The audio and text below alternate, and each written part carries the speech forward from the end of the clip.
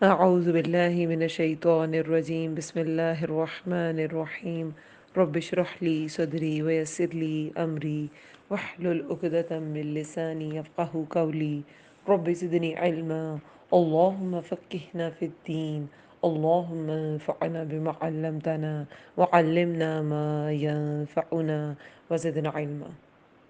السلام عليكم ورحمة الله وبركاته. اللہ تعالیٰ سب سننے والوں کو اپنی حفظ و امان میں رکھے، صحت اور ایمان کی بہترین حالت میں رکھے، آمین یا رب العالمین۔ آج کا ہمارا لیسن ہے آیت نمبر 28 سے 34 تک سورۃ الاحزاب۔ پارہ 21 انشاءاللہ کمپلیٹ ہو جائے گا، 22 پارہ انشاءاللہ آج ہم سٹارٹ کر لیں گے، تو ترجمہ اور تفسیر اس کی ساتھ ساتھ کریں گے۔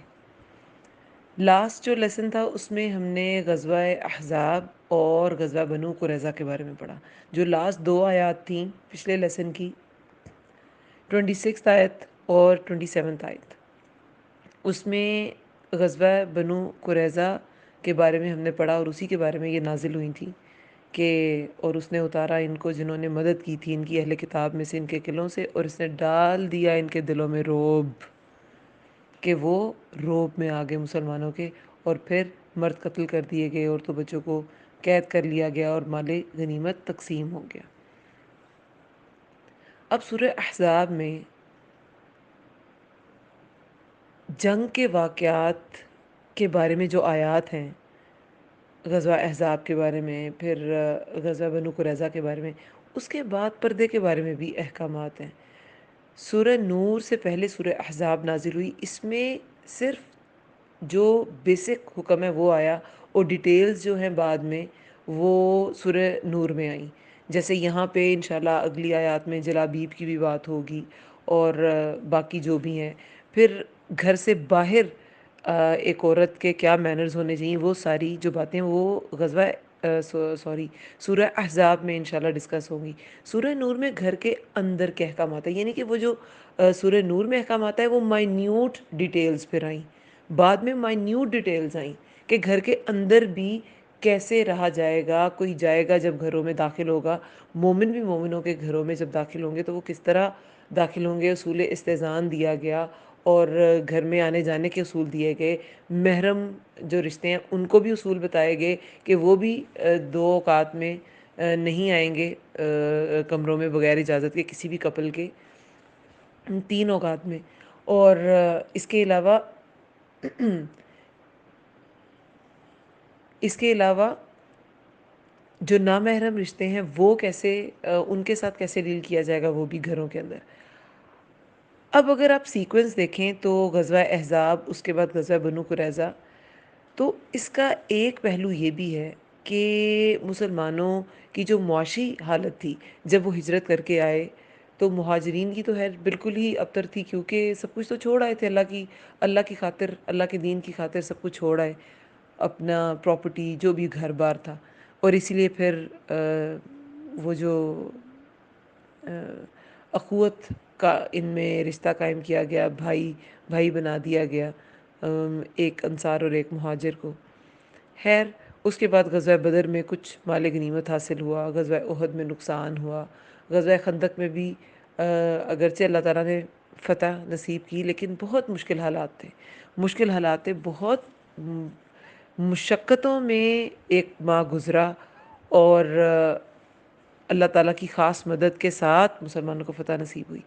پھر غزوہ بنو قریظہ جو ہے، اس کے بعد جب مال غنیمت حاصل ہوا مسلمانوں کو، تو مسلمانوں کے حالات جو ہیں وہ کافی بہتر ہو گئے، کیونکہ میں نے جو مال غنیمت تھا اس کی ڈیٹیلز بتائی تھی کہ وہ کافی مال غنیمت تھا جو بنو قریظہ کے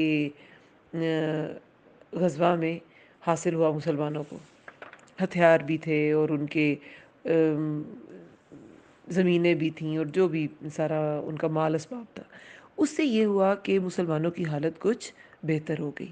اب ان کی وہ حالت بہتر ہونے کی وجہ سے ظاہر خوشحالی آئی، تو ازواج مطہرات جو تھیں انہوں نے بھی یہ تھوڑی سی ڈیمانڈ کی کہ ہمارا بھی جو نان نفقہ ہے وہ تھوڑا سا بڑھا دیا جائے، اور اسی کانٹیکسٹ میں یہ آیات نازل ہوئی ہیں، 28 آیت سے آنورڈ جو آج ہم پڑھیں گے وہ اسی کانٹیکسٹ میں نازل ہوئی ہیں کہ اس کے بعد رسول اللہ نے انہیں کیا طرز ان کا کیا رد عمل تھا، اور اللہ تعالیٰ نے اس پر کیا وحی نازل کی۔ اس آیت کو پڑھنے سے پہلے تھوڑا سا پس منظر بتا دیتی ہوں، کیونکہ احادیث میں اس واقعے کی ڈیٹیلز آئی ہیں کہ جب رسول اللہ ناراض ہو گئے اپنی ازواج سے، اور یہ کن ازواج کے بارے میں ہے اس کے بارے میں بھی صحیح مسلم صحیح بخاری میں ڈیٹیلز آتی ہیں، ڈیٹیل واقعہ آتا ہے، اور چھوٹے چھوٹے بہت سے ریلیٹڈ اس سے جو واقعات ہیں وہ بھی ہیں اس میں، جو ہم تھوڑا تھوڑا ڈسکس سارا کر لیں گے۔ اور ویسے تو بہت سے ہیں جو واقعات جو ان آیات کو سپورٹ کرتے ہیں کہ کسی نے یہ کہا، صحابی جو تھے، اصحاب جو تھے، وہ اس دوران یہ قیاس کر رہے تھے، اور کافی اس میں چیزیں آتی ہیں۔ میں یہ آیت پڑھتی ہوں اور اس کے بعد اس کی تھوڑی سی ڈیٹیل بتاتی ہوں کہ یہ ابن عباس سے جو حدیث ہے اس میں انہوں نے کیا ڈیٹیلز اس کی بتائی۔ اعوذ باللہ من الشیطان الرجیم، بسم اللہ الرحمن الرحیم۔ یا ایہا النبی، اے نبی، نبی صلی اللہ علیہ وسلم کو مخاطب کیا گیا ہے۔ قل، کہہ دیجئے، کس سے؟ لی ازواجکا، اپنی بیویوں سے، ان اگر کنتن، ہو تم، کنتم ہوتا ہے ہو تم، وہ پلورل مردوں کے لیے، لیکن کنتن یہ مؤنث کے لیے جمع کا صیغہ ہے، ضمائر میں مؤنث ضمیر ہے اور جمع کا صیغہ ہے۔ اگر ہو تم تردن الحیات الدنیا، تم چاہتی زندگی دنیا کی، وزینتہا، اور زینت اس کی، فتعالینا، تو آؤ، امتعکن، میں کچھ سامان دے دوں تمہیں، واسرحکن، اور میں رخصت کر دوں تمہیں، سراحن، رخصت کرنا، جمیلہ، اچھے طریقے سے۔ اب یہ آیت کب نازل ہوئی؟ جب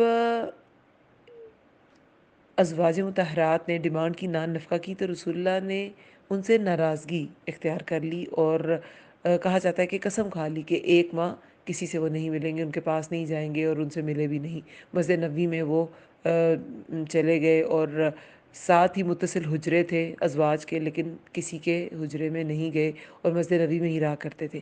اس میں جو بہت ڈیٹیل ایک حدیث ہمیں ملتی ہے ابن عباس کی، کہ وہ کہتے ہیں کہ میں ہمیشہ سے چاہتا تھا کہ اس آیت کے بارے میں پوچھوں کہ یہ بالخصوص کن ازواج کے بارے میں نازل ہوئی، کہ کن کی وجہ سے رسول اللہ جو ہے وہ ناراض ہو گئے۔ ویسے تو یہ جنرل ازواج ہی کا بات آئی ہے، لیکن ابن عباس کا جو حدیث ہے، جو ان کی طرف سے روایت ہے، اس میں انہوں نے ایسے ہی بیان کیا ہے کہ میں نے حضرت عمر رضی اللہ عنہ سے پوچھنا چاہا جب وہ امیر المؤمنین تھے، جب وہ خلیفہ تھے، لیکن وہ شرما جاتے تھے۔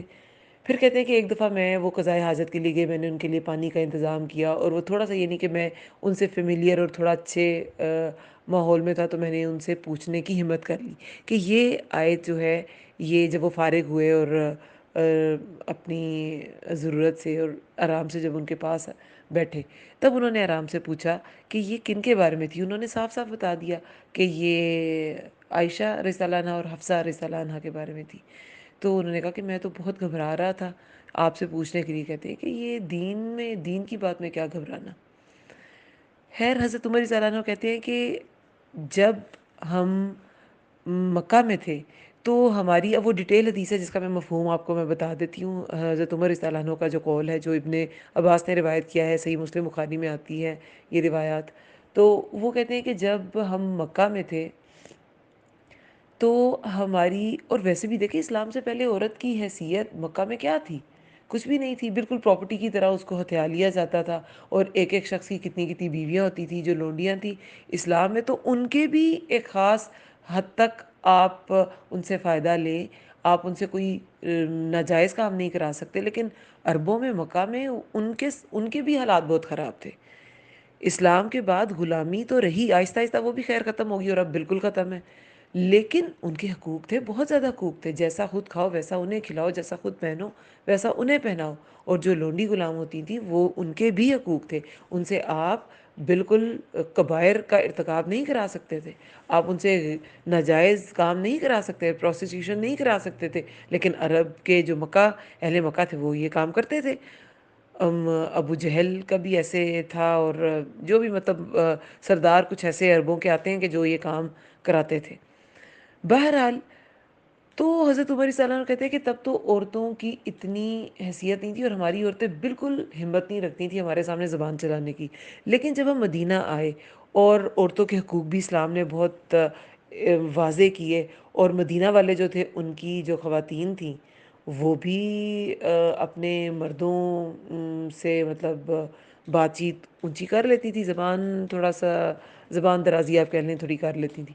تو کہتے ہیں کہ ہماری بیویاں جو ہیں وہ ان میں بھی فرق آیا. کہتے ہیں ایک دن میری بیوی نے جب مجھ سے ایسے بات کی تھوڑی سی اونچی، تو میں نے کہا تم مجھ سے اس لہجے میں بات کر رہی ہو؟ تو نے کہا کہ اپنی بیٹی کی خبر لو جو رسول اللہ سے ایسے لہجے میں بات کرتی ہیں.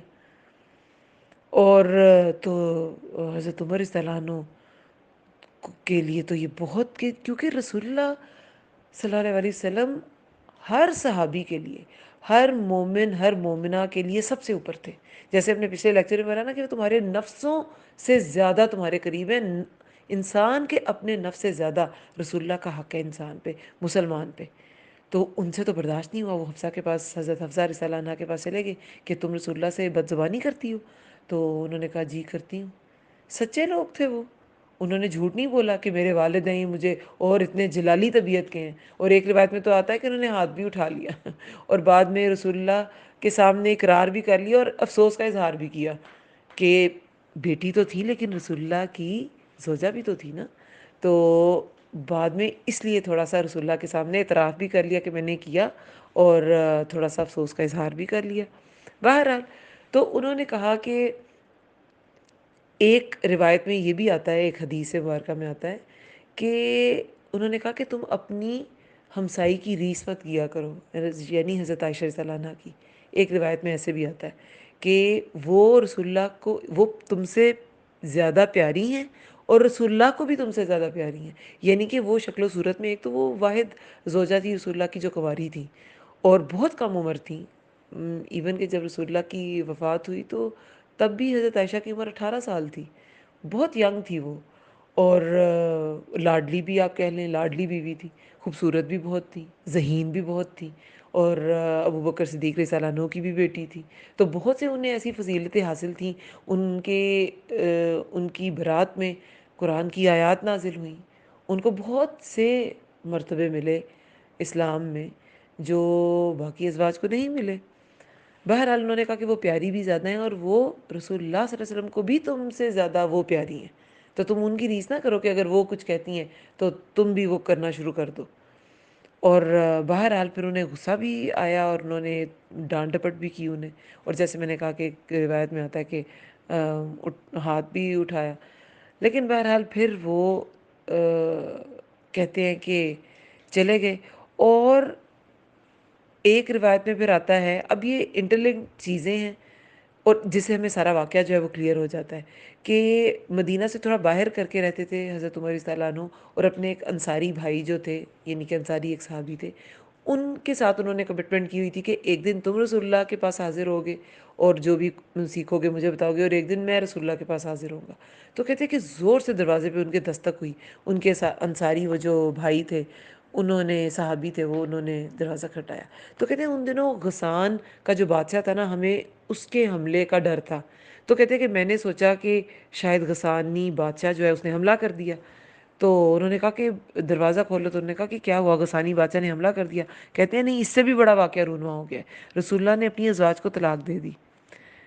تو حضرت عمر رضی اللہ عنہ تو بہت پریشان ہوئے، بہت پریشان ہوئے کہ یہ کیسے ہو سکتا ہے. اور خیر وہ گئے رسول اللہ کے پاس مسجد نبی میں. کہتے ہیں کہ انہوں نے اجازت طلب کی آنے کی، اور مسجد نبی میں وہ ازواج سے الگ ہو گئے ہوئے تھے. اجازت طلب کی تو رسول اللہ خاموش رہے. دوسری بار پھر پیغام بھیجا کہ عمر حاضر ہونے کی اجازت چاہتے ہیں. تو پھر انہوں نے خاموشی اختیار کی. جب تیسری بار پوچھا تو انہوں نے اجازت دی اور حضرت عمر رضی اللہ عنہ اندر آئے. اور جب دیکھا تو وہ بالکل ایک چٹائی پہ، ایک چٹائی تھی جس کے نشان بھی رسول اللہ کی جسم پر تھے، صرف تہمت باندھا تھا، اوپر کوئی کپڑا بھی نہیں تھا. تکیہ تھا جس میں کھجور کی وہ چھال بھری ہوئی تھی، اور مطلب بالکل قسم پرسی کی حالت، اور اپنی ازواج سے الگ وہ رہ رہے تھے ادھر. تو حضرت عمر رضی اللہ عنہ کی آنکھوں میں آنسو آ گئے. انہوں نے کہا کہ یا رسول اللہ، یہ ایران، روم اور ایران کے بادشاہ یہ دنیا کے اتنے مزے لوٹے ہیں، اور آپ اللہ کے رسول ہوتے ہوئے اتنی اس حالت میں یہاں پہ ہیں۔ تو رسول اللہ صلی اللہ علیہ وسلم نے کہا یہ سارا مفہوم ہے، ایگزیکٹ جو ہے وہ تو پھر بہت ڈیٹیلز آ جائیں گی اگر پڑھ کے سنائی جائے، یہ صرف مفہوم ہے آپ کو واضح کرنے کے لیے کہ یہ کس کانٹیکس میں آیات نازل ہوئی ہیں۔ تو آپ اس حالت میں، تو رسول اللہ نے کہا کہ تم ابھی بھی لگتا ہے دنیا کی حقیقت نہیں سمجھے، کیا تم اس بات پہ راضی نہیں کہ وہ کیسر و کسریٰ جو ہیں وہ دنیا کے مزے لوٹیں اور ہم آخرت کی سعادت۔ پھر خیر حضرت عمر رضی اللہ عنہ کہتے ہیں کہ میں نے چاہا کہ میں ان سے ہلکے پھلکے انداز میں بات کروں۔ انہوں نے کہا کہ میں حضرت حفصہ کے پاس گیا تھا، میں نے ایسے سمجھایا اور میں نے ہاتھ بھی اٹھا لیا، مجھے نہیں اٹھانا چاہیے تھا۔ تو رسول اللہ تھوڑا مسکرائے کہ ایسے تھوڑے کہ ان کی شرمندگی پہ کہ اچھا اٹھا بھی لیا اور پھر کہہ رہے کہ مجھے نہیں اٹھانا چاہیے تھا، صرف اس لیے کہ وہ زوجہ تھی رسول اللہ کی۔ اور پھر کہتے ہیں میں سلمہ کے پاس گیا اور سلمہ نے مجھے کہا کہ تم کون ہوتے ہو؟ رسول اللہ کے گھر میں بات کرنے والے۔ اور کہتے ہیں پھر مجھے بڑی شرم آئی اور میں واپس آ گیا، اور پھر رسول اللہ تھوڑا سا مسکرائے اور خیر یہ باتیں ایسے کرتے رہے۔ اور ایک جگہ تو آتا ہے کہ حضرت عمر رضی اللہ عنہ نے کہا کہ اگر آپ ان سے راضی نہیں ہیں تو اپنی بیویوں کو چھوڑ دیں، آپ کے لیے اللہ اللہ اللہ اور مطلب کہ اللہ ہی آپ کے لیے کافی ہے۔ اور اپنا بھی حوالہ دیا کہ ابو بکر اور عمر ہی آپ کے لیے کافی ہیں، کہ ہم آپ کے ساتھ ہیں۔ یعنی کہ رسول اللہ کا جو رشتہ تھا نا وہ ان کے لیے سب سے زیادہ محترم تھا، کہ ہماری بیٹیوں کو اگر آپ کے ساتھ وہ جس طرح آپ چاہتے ہیں اس طرح آپ کے ساتھ ایڈجسٹمنٹ نہیں کرتی، چلتی نہیں ہیں، تو آپ چھوڑ دیں انہیں۔ حالانکہ حضرت حفصہ جو تھی وہ تو پہلے ہی ان کو طلاق یافتہ تھی وہ تو، لیکن یہ اپنے نفسوں کے اوپر رکھتے تھے، رسول اللہ صلی اللہ علیہ وسلم کو اپنے نفسوں کے اوپر رکھتے تھے کہ باقی سب کچھ بعد میں، اور رسول اللہ کا ان کی تعظیم سب سے اوپر، ان کے حکم ان کے احکامات کو ماننا جو وہ اللہ تعالیٰ کی طرف سے ہی بیان کرتے تھے وہ سب سے اوپر۔ حضرت ابوبکر صدیق بھی ایسے ہی تھے، وہ بھی جب ہمیں حضرت عائشہ رضی اللہ عنہا کی لائف کے جو واقعات ملتے ہیں، جو تیمم کی آیات جب نازل ہوئیں تو اس میں وہ لوگوں کو پریشانی ہو گئی تھی کیونکہ ان کا ہار گم گیا اور وہ قافلہ رک گیا اور مل نہیں رہا تھا، اور رسول اللہ نے قافلہ روکے رکھا، اور جب ٹائم ہو گیا نماز کا تو پانی تھا نہیں، تو ابو بکر صدیق کو بہت غصہ آیا کہ اس کے ہار کی وجہ سے ایسے ہوئے۔ جب وہ خیمے میں آتے تو وہ ان کی گود میں، حضرت عائشہ رضی اللہ عنہا کی گود میں رسول اللہ سر رکھ کے سوئے ہوئے ہوتے، تو وہ ایسے ہی بس گھور گھور کے چلے جاتے۔ اور پھر کہتے ہیں جب لوگ زیادہ پریشان ہوئے تو کہتے ہیں کہ میری پسلیوں میں کچوکے لگاتے تھے کچوکے لگاتے، اور پھر رسول اللہ جب اٹھے نیند سے بیدار ہوئے تو انہوں نے کہا کہ چلو وہ آیات نازل ہو گئیں تیمم کی، اور لوگوں نے تیمم کے بعد جب نماز پڑھی اور جب قافلہ اٹھا تو وہ اونٹ کے نیچے ہی وہ ہار تھا۔ اور اسی دوران یہ جو غزوہ بنو مستلق سے واپسی پہ یہ واقعہ پیش آیا، اور اسی کے دوران واقعہ افک بھی پیش آیا کہ ہار تو مل گیا اور پھر قافلہ چل پڑا، لیکن حضرت عائشہ اس قافلے میں نہیں تھی، وہ وہاں نہیں تھی، وہ پہلے ہی ڈھونڈنے کے لیے ہار کو جا چکی تھی، قضائے حاجت کے لیے کہیں جب واپس آئیں تو ہار نہیں تھا، اور وہ بھی ہار ڈھونڈنے کے لیے جا چکی تھی۔ قافلے والے بھی ڈھونڈ رہے تھے اور وہ خود بھی چلی گئیں، اور ہودج وہ اتنی ہلکی پھلکی تھی کہ ہودج اٹھانے والوں کو پتہ ہی نہیں چلا کہ حضرت عائشہ رضی اللہ عنہا اس کے اندر نہیں ہے۔ تو یہ دو واقعات اکٹھے ہوئے، تو یہ ساری ان کی فضیلتیں ہیں، ان کی وجہ سے تیمم کی آیات نازل ہوئیں، ان کی وجہ سے ان کی برات میں واقعہ افک جو ہے ان کی برات میں پھر سورہ نور کی آیات نازل ہوئیں۔ تو یہ ان ازواج کے بارے میں آیات ہیں جو اب ہم پڑھیں گے۔ اس میں سیکھنے کی بات یہ ہے کہ وہ ازواج کی جو ڈیمانڈ تھی نا وہ ایسی نہیں تھی کہ ہمارے نام اتنی اتنی زمین لگا دیں، یا ہم نے ایسا ایسا اور ایسا ایسا کپڑا پہننا ہے۔ حضرت عائشہ رضی اللہ عنہا کے جو اقوال ہیں ان سے ہمیں کیا پتہ چلتا ہے کہ 2 2 مہینے اور کبھی کبھی 3 3 مہینے ہمارے گھر چولہا نہیں جلتا تھا، ہم 2 کالی چیزوں پہ گزارا کرتے تھے، کھجور اور پانی۔ وہ عربی میں ایسے ہی کہا جاتا ہے نا، جو ایک کا کلر ہو، اگر 2 آپ اس گروپ میں شامل کر رہے ہیں تو وہ دونوں کا ہی کلر کہہ دیا جاتا ہے۔ تو کالی تو کھجور ہوتی ہے، پانی تو ٹرانسپیرنٹ ہوتا ہے، لیکن یہ عربی کا اسلوب ہے کہ ایسے ہی کہا جاتا ہے کہ 2 کالی چیزوں پہ گزارا ہم کرتے تھے۔ تو وہ پانی اور کھجور، اور وہ بھی بہت ڈھیر نہیں، تھوڑی سی کھجور اور پانی صبح شام بس ایسے پی لیا. تو اور ان کے وہ جو شاگرد تھے عروہ اور تابعین جو ہیں، عروہ بھی اور مسروق بھی اور قاسم بھی، تو وہ ان سے روایات آتی ہیں کہ ایک بار عروہ رضی اللہ عنہ نے آئی تھنک پوچھا، رحم اللہ نے، یا ان کے کسی شاگرد نے پوچھا کہ آپ مطلب آپ کہتی ہیں کہ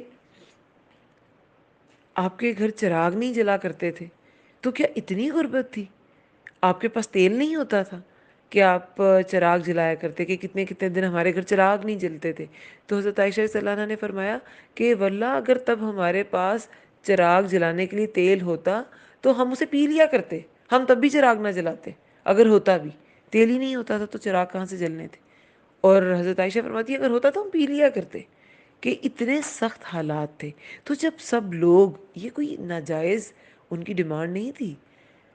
آپ اپنے معاشرے میں اس وقت دیکھیں کہ خواتین ہسبینڈ سے کیا کیا ڈیمانڈ کرتی ہیں، اور بالکل ناجائز ہوتی ہے. وہ شوہر کی جیب افورڈ نہیں کرتی، اتنا ایکسپینسو سوٹ ڈیمانڈ کر رہی ہوتی ہیں، اتنی ایکسپینسو جیولری یا جوتے یا جو بھی ایسیسریز ہیں وہ ڈیمانڈ کر رہی ہوتی ہیں. تو وہاں تو سب کھا پی رہے تھے. اور اگر ازواج یہ چاہ رہی تھی کہ تھوڑا سا ہمارا بھی سسٹم جو ہے وہ بہتر ہو جائے، تو اس میں کوئی اتنی بری بات بھی نہیں تھی. لیکن رسول اللہ کا جو فقر تھا وہ اختیاری تھا. وہ یہ دنیا کی آسائشوں میں نہیں پڑ سکتے تھے، کیونکہ انہوں نے رول ماڈل بننا تھا. رسول اللہ نے کیا فرمایا ہے کہ اگر تم میں سے کسی کو، اپنی امت کے لیے انہوں نے کہا نا، کہ اگر تم میں سے کسی کو وہ بہت غمگین ہو تو وہ میرے غم یاد کر لے. کہ رسول اللہ کو جتنے غم تھے اتنے کسی انسان کو ہونا مشکل ہی ہے. پیدائشی یتیم، بچپن میں ماں چلی گئی، جوان ہوئے اگر سپورٹ سسٹم ملا چچا کا اور بیوی کا حضرت خدیجہ رضی اللہ عنہا کا، تو کیا ہوا؟ ایک ہی سال میں دونوں چلے گئے. اپنے قبیلے والوں نے جھٹلا دیا، اپنے ہی لوگوں نے جو صادق اور امین کہتے تھے انہوں نے کاذب، ساحر اور پتہ نہیں کیا کیا کہنا شروع کر دیا کہ تو جادوگر ہے، یہ جھوٹا ہے اور پتہ نہیں کیا کیا ہے. تو غم چھوٹے نہیں تھے رسول اللہ کے. تو انہوں نے ہر طرح کی مثال سیٹ کرنی تھی لوگوں کے لیے، کہ کوئی یہ نہ کہہ سکے کہ ہم تو اس حالت میں تھے، ہم اسلام کو پریکٹس کیسے کرتے. رسول اللہ نے تنگ سے تنگ حالات میں اسلام کو پریکٹس کیا، اسلام پر جمے رہے، اسلام کو پھیلاتے رہے، تبلیغ نہیں چھوڑی، اسلام کے لیے، اسلام کی ترویج کے لیے جو کوششیں ہیں وہ نہیں چھوڑی. تو ازواج ان کی بیویاں تھیں. بیوی جو ہے وہ سپورٹر ہوتی ہے شوہر کی، اور اچھی بیوی تو سپورٹر ہوتی ہے. اگر نہیں سپورٹر تو پھر وہ بیوی تو ہے مگر وہ اچھی نہیں ہے پھر. اسی طرح ایک واقعہ ہمیں جو ملتا ہے کہ حضرت عائشہ رضی اللہ عنہا ہی فرماتی ہیں کہ رسول اللہ صلی اللہ علیہ وسلم میرے پاس تشریف لائے. ایک نرم سا گدا تھا میرے پاس پڑا، تو اسے دیکھ کے پوچھا یہ کیا ہے؟ میں نے کہا اے اللہ کے رسول، فلاں فلاں انصاریہ آئی تھیں، تو اس نے آپ صلی اللہ علیہ وسلم کے لیے کا بچھونا دیکھا تو یہ بستر بھیج دیے، نہیں کہ وہ نرم تھا تو یہ بھیج دیے. تو فرمایا یہ واپس کر دو. تو کہتی ہیں کہ لیکن میں نے واپس نہ کیا کیونکہ مجھے پسند تھا، میں نے واپس نہیں کیا کہ یہ میرے گھر میں رہے، یہ جو بھی وہ بستر تھا نرم نرم. لیکن آپ صلی اللہ علیہ وسلم نے یہ بات 3 بار کہی اور فرمایا اللہ کی قسم ہے عائشہ، اگر میں چاہوں تو اللہ سونے اور چاندی کے پہاڑ میرے ساتھ چلا دے. یعنی کہ نبی صلی اللہ علیہ وسلم کا فقر جو تھا وہ اختیاری تھا، وہ خود انہوں نے اختیار کر رکھا تھا، کسی بائی فورس نہیں انہیں کرنا پڑا تھا کہ ایسے ہی انہیں، ان کے پاس اور کوئی چارہ ہی نہیں ہے، ایسا بالکل بھی نہیں تھا. تو ان کی ڈیمانڈز بالکل درست تھی. لیکن جیسے رسول اللہ صلی اللہ علیہ وسلم عام امت والوں کے لیے رول ماڈل ہے، اسی طرح نبی صلی اللہ علیہ وسلم کی جو ازواج تھیں وہ تمام امت کی جو خواتین ہیں ان کے لیے وہ رول ماڈل تھی. انہوں نے رول ماڈل خود کو پروف کرنا تھا. تو وہ عام عورت کی طرح ڈیمانڈ ان کا کرنا رسول اللہ کے شایان نشان نہیں تھا، اور ان کے اپنے شایان نشان نہیں تھا کہ وہ بالکل ویسی چیزیں ڈیمانڈ کرنا شروع کر دیں جیسے کوئی بھی عام عورت کرتی ہے. کیونکہ وہ عام عورتوں جیسی نہیں ہے. ابھی آگے ہم آیت میں پڑھیں گے کہ وہ عام عورتوں جیسی تو نہیں تھی نا. تو وہ عام عورتوں جیسی ڈیمانڈز، حالانکہ ڈیمانڈ کوئی ناجائز نہیں تھی، لیکن وہ عام عورتوں جیسی ڈیمانڈ نہیں کر سکتی تھی. یہی اس میں سارا حاصل ہے، ساری بات کا، اس ساری گفتگو کا. تو یہاں پر اللہ تعالیٰ فرماتے ہیں 28 آیت میں، اے نبی کہہ دیجئے. اب یہ جو خطاب ہے، کبھی کبھی عام خطاب ہوتا ہے، لیکن یہ خاص طور پہ رسول اللہ صلی اللہ علیہ وسلم سے ہی خطاب ہے. اور کس کے لیے، کس کو بتانی ہے یہ بات؟ اپنی بیویوں کو.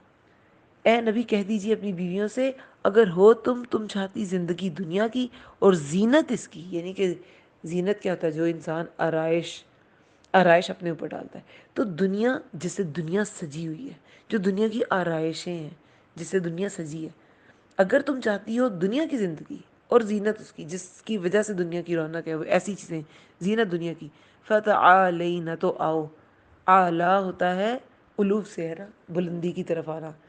یہ جو آپ تسمیہ کی دعا پڑھتے ہیں، سبحانک اللہم و بحمدک وتبارک اسمک وتعالی جدک، وہ تعالی، وہ بھی یہی ہے، آنا. آنا بلندی کی طرف آنا علو سے ہے، لیکن ویسے پھر یہ عام معنوں میں بھی استعمال ہونے لگا، آنے کے معنوں میں. فتعالین، تو آؤ، امتعکن، میں کچھ سامان دے دوں تمہیں، اور میں رخصت کر دوں تمہیں رخصت کرنا اچھے طریقے سے. اب یہاں پر جب رسول اللہ صلی اللہ علیہ وسلم سے عمر رضی اللہ عنہ نے بھی بات کر لی، انہوں نے پوچھ لیا پھر ان سے.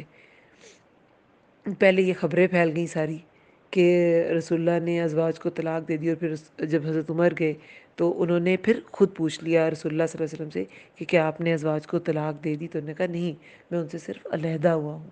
تو پھر کہتے ہیں کہ مہینے کی انہوں نے قسم کہی تھی، 29 ڈیز جب ہو گئے تو پھر یہ آیت اتری کہ رسول اللہ نے جو رد عمل ایک دیا تھا، اللہ تعالیٰ نے بھی اس کو سپورٹ کیا، اور ازواج مطہرات کو ایک تنبیہ کر دی کہ رسول اللہ ان کو یہ پیشکش دے دیں کہ دنیا کی زندگی چاہیے یا آخرت کا گھر چاہیے.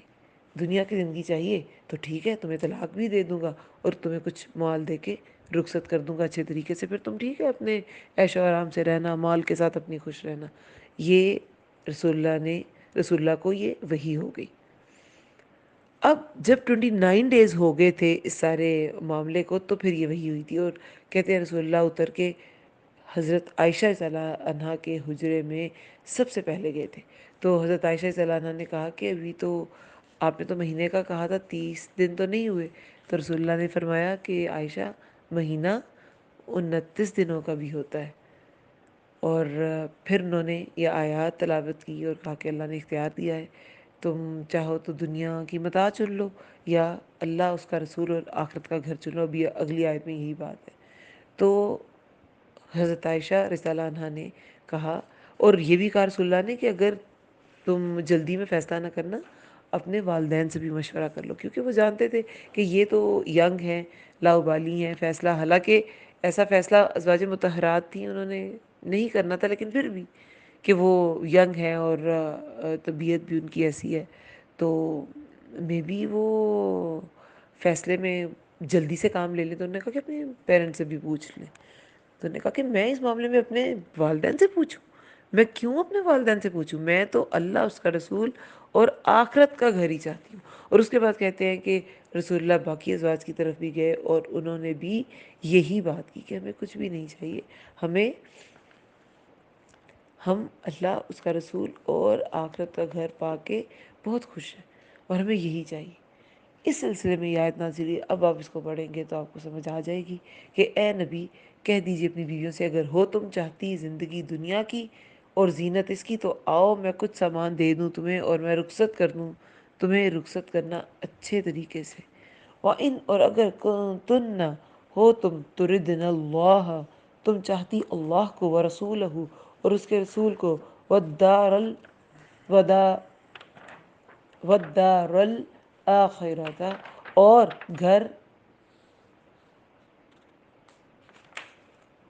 اور گھر کو آخرت کے، فإن اللہ، تو بے شک اللہ، اعد تیار کر رکھا ہے، للمحسنات، نیکی کرنے والیوں کے لیے، من کن، تم میں سے، اجر بہت بڑا.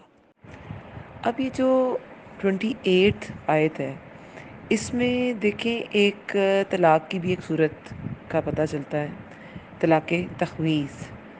طلاق تخویص کیا ہے کہ آپ کسی کو طلاق کا حق دے دیں۔ ایک تو دو صورتیں ہیں اس کی، ایک تو شوہر طلاق کا اختیار بیوی کو تخویص کر دے، بیوی کو دے دے، اور ایک یہ کہ طلاق کا اختیار تو شوہر کے پاس ہے مگر بیوی کے کہنے پر اس کو طلاق دی جائے، ٹھیک ہے؟ تو یہ ایک صورت ہمیں یہ بھی پتہ چلتی ہے۔ ایک تو یہ مرد اپنی مرضی سے دے دیتے ہیں، لیکن یہ طلاق تخویص کی صورت ہے 28 آیت سے جو ہمیں پتہ چلتی ہے۔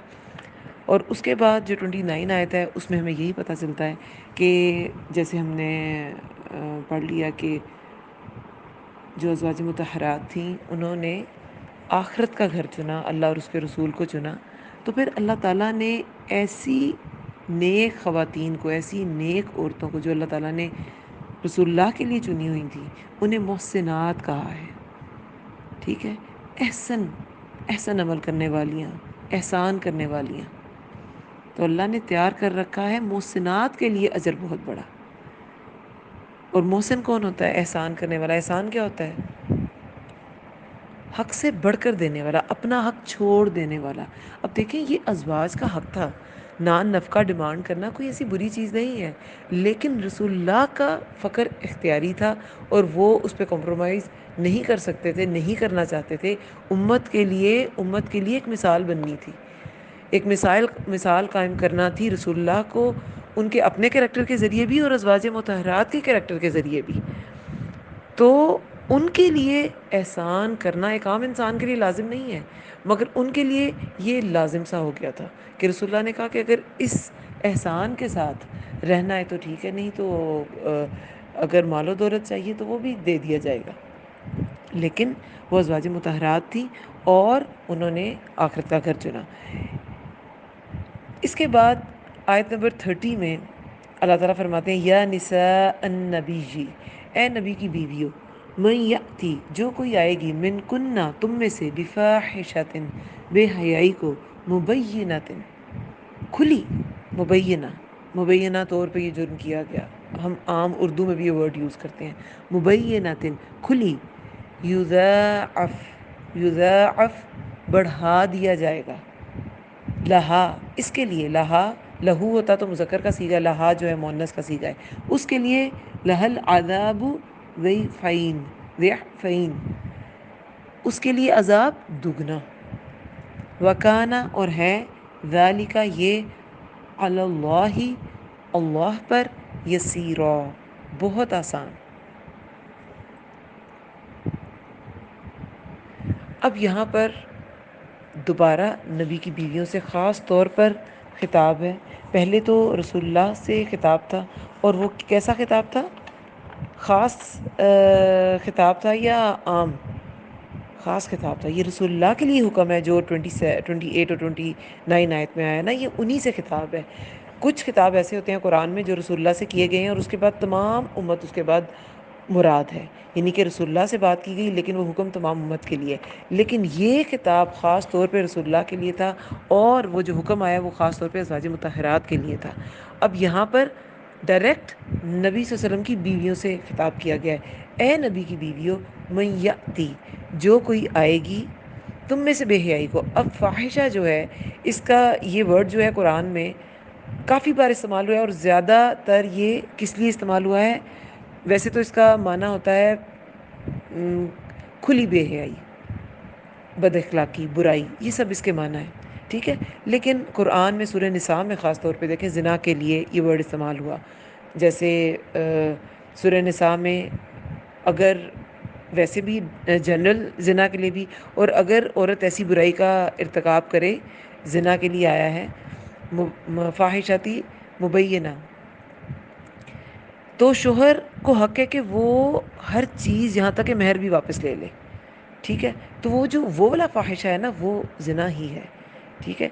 تو قرآن میں یہ ورڈ آیا ہے زنا کے لیے۔ سورہ اسراء میں بھی فاحشہ زنا کے کانٹیکس میں زنا کے معنی میں استعمال ہوا ہے کہ زنا کے، لا تقربوا الزنا، کہ زنا کے قریب بھی نہ جاؤ۔ پھر سورہ نمل میں، سورہ لوط میں، سورہ عنکبوت میں بھی ایون کے ہومو سیکشولیٹی کے لیے، یہ جو عمل لواطت ہے اس کے لیے یہ ورڈ یوز ہوا ہے فاحشہ۔ یعنی کہ انتہائی ناگوار کام. جیسے عربوں میں کیا ہوتا تھا، باپ کی بیوی سے نکاح کر لیتے تھے لوگ، بالکل پراپرٹی کی طرح. جیسے باپ کی پراپرٹی ملی نا، تو باپ کی بیوی بھی ایز اے پراپرٹی وہ اپنے نکاح میں لے لیتے تھے. تو بالکل انتہائی کھلی بے حیائی ہے یہ، کہ جس سے باپ نکاح کر چکا تو اسے بیٹا کر لے. پھر ایک اور اس کا معنی کیا ہے، بد اخلاقی، الزام تراشی، اس کے معنوں میں بھی آئے. پھر اسکینڈلائز کرنے میں بھی جو ہے وہ اس سینس میں بھی یوز ہوتا ہے. سورہ نساء میں یہ کسی چیز کو اسکینڈلائز کرنے کے لیے بھی فاحشہ کا ورڈ استعمال ہوا. سورہ بقرہ میں فحش کے معنوں میں، بے حیائی کے معنوں میں استعمال ہوا. انسان جو ہے وہ شیطان کے دھوکے میں آتا ہی تب ہے جب وہ بالکل حیا کو چھوڑ دیتا ہے. یہ جو فاحشہ ہے نا، سورہ الاعراف میں آیت نمبر 33 میں، اس میں کیا کہا گیا ہے کہ میرے رب نے جو کام حرام کیے ہیں ان میں بے حیائی کے کام ہیں، خواہ وہ کھلے ہوں یا چھپے. تو وہاں فواحش کا لفظ ہے کہ کچھ کھلے بے حیائی کے کام اور کچھ چھپے ہوئے بھی فاحشہ ہی ہوتے ہیں. ویسے اس کا لفظی معنی کھلی بے حیائی لیا جاتا ہے. تو شیطان جو ہے نا وہ انسان کو پہلے بے حیا کر دیتا ہے. اگر آپ کھلی بے حیائی نہیں کرتے لیکن اکیلے میں کوئی ایسی چیز دیکھ لیتے ہیں یا کرتے ہیں تو وہ بھی فاحشہ ہی ہے.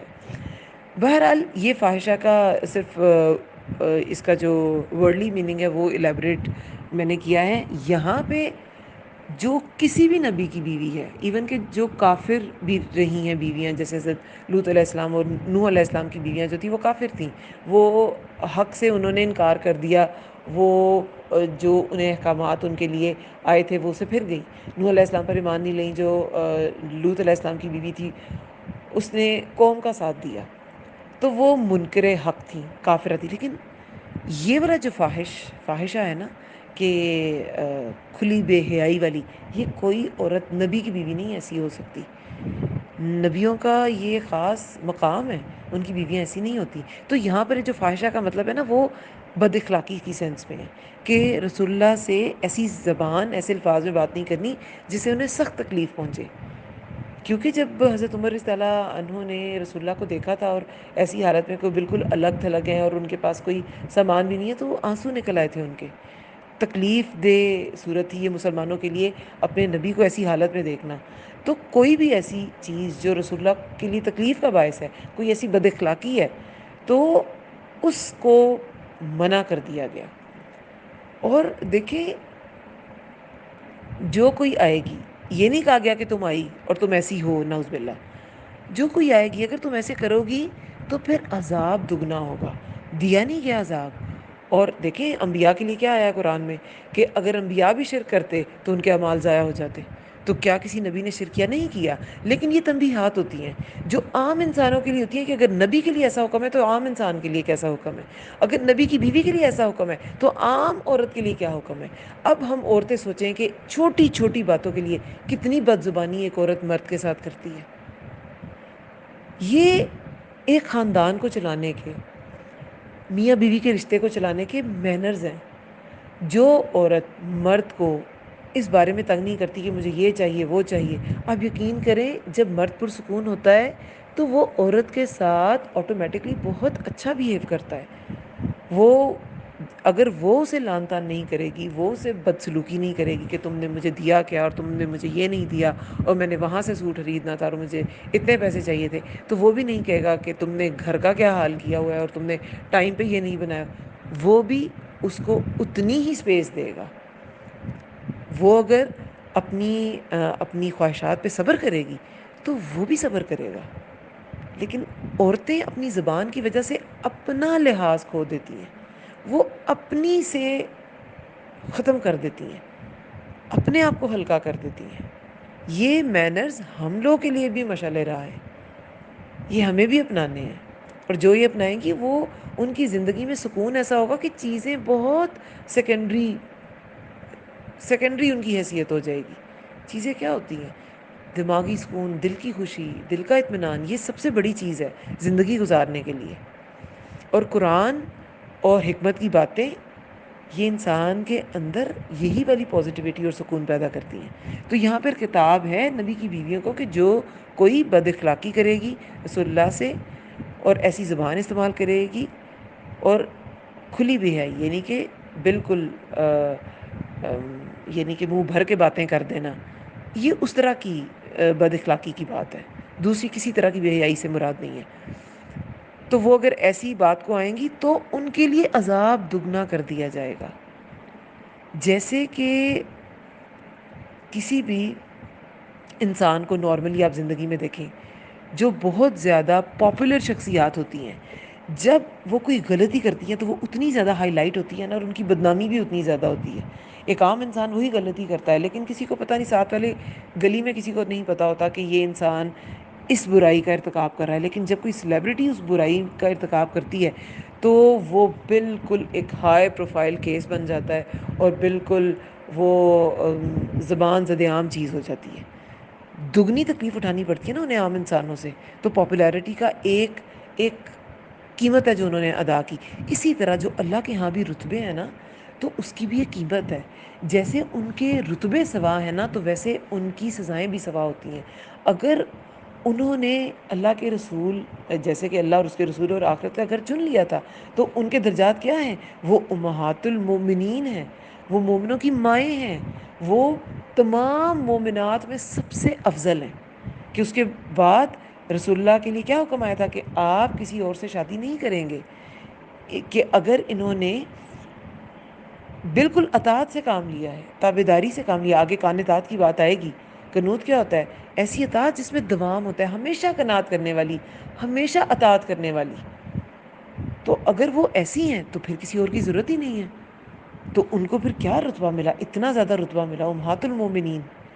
رسول اللہ کے بعد بھی وہ مائیں تھیں۔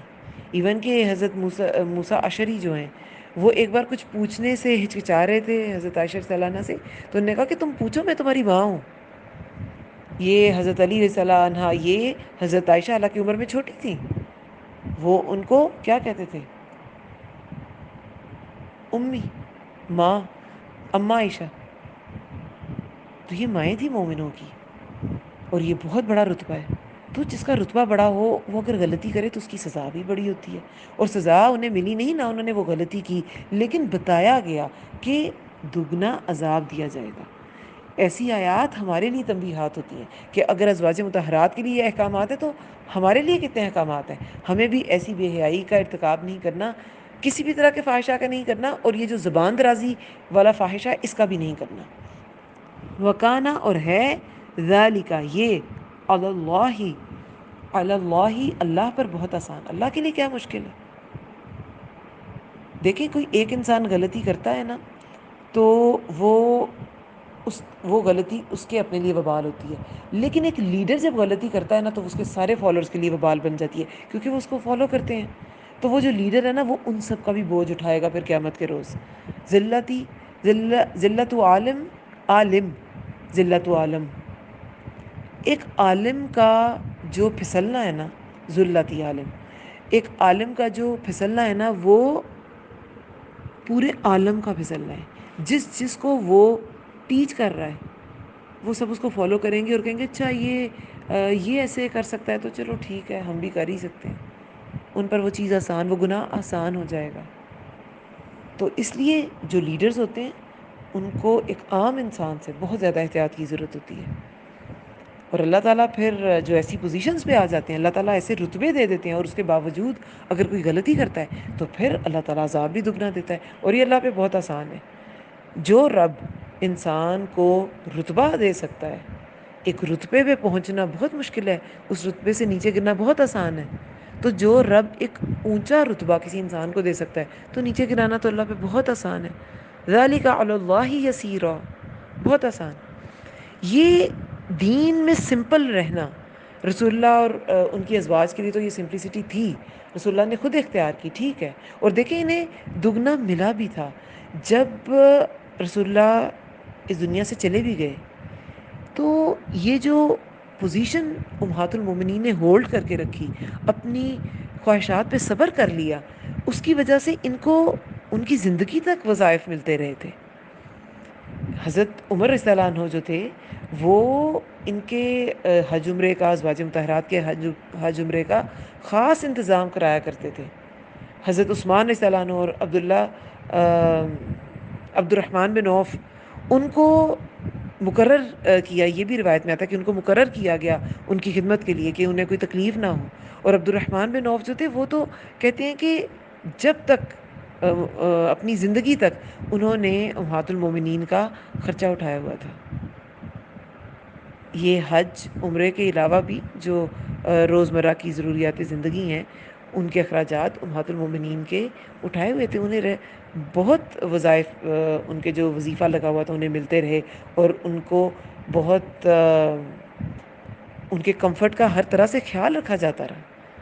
تو یہ کیا ہے؟ یہ اللہ تعالیٰ کی طرف سے انہیں انعام ہی تھا کہ رسول اللہ نہیں بھی ہیں لیکن آپ نے ایسی پوزیشن ہولڈ کر کے رکھی ہے کہ آپ کو اس کے جو نوازشیں ہیں اللہ تعالیٰ کی طرف سے وہ ضرور ملتی رہیں گی. اور یہ اللہ تعالیٰ پہ بہت آسان ہے، اور اگر نہیں کریں گی تو عذاب دینا بھی اللہ تعالیٰ پہ بہت آسان ہے. اس کے بعد اب نیکسٹ آیت جو ہے وہ 22 پارہ کی ہوگی، لیکن یہ ایک ہی مضمون ہے تو وہ اکٹھا ہی اس کا لیسن بنا. تو 22 پارہ میں 31 آیت جو ہے اس میں اللہ تعالیٰ فرماتے ہیں وَمَن يَقْنُتْ، اور جو کوئی اطاعت کرے گی. اب میں نے کیا کہا تھا، یہ جو قنوت ہے یہ کیا ہے؟ آگے بھی ذکر آئے گا، آگے آیت نمبر جو ہے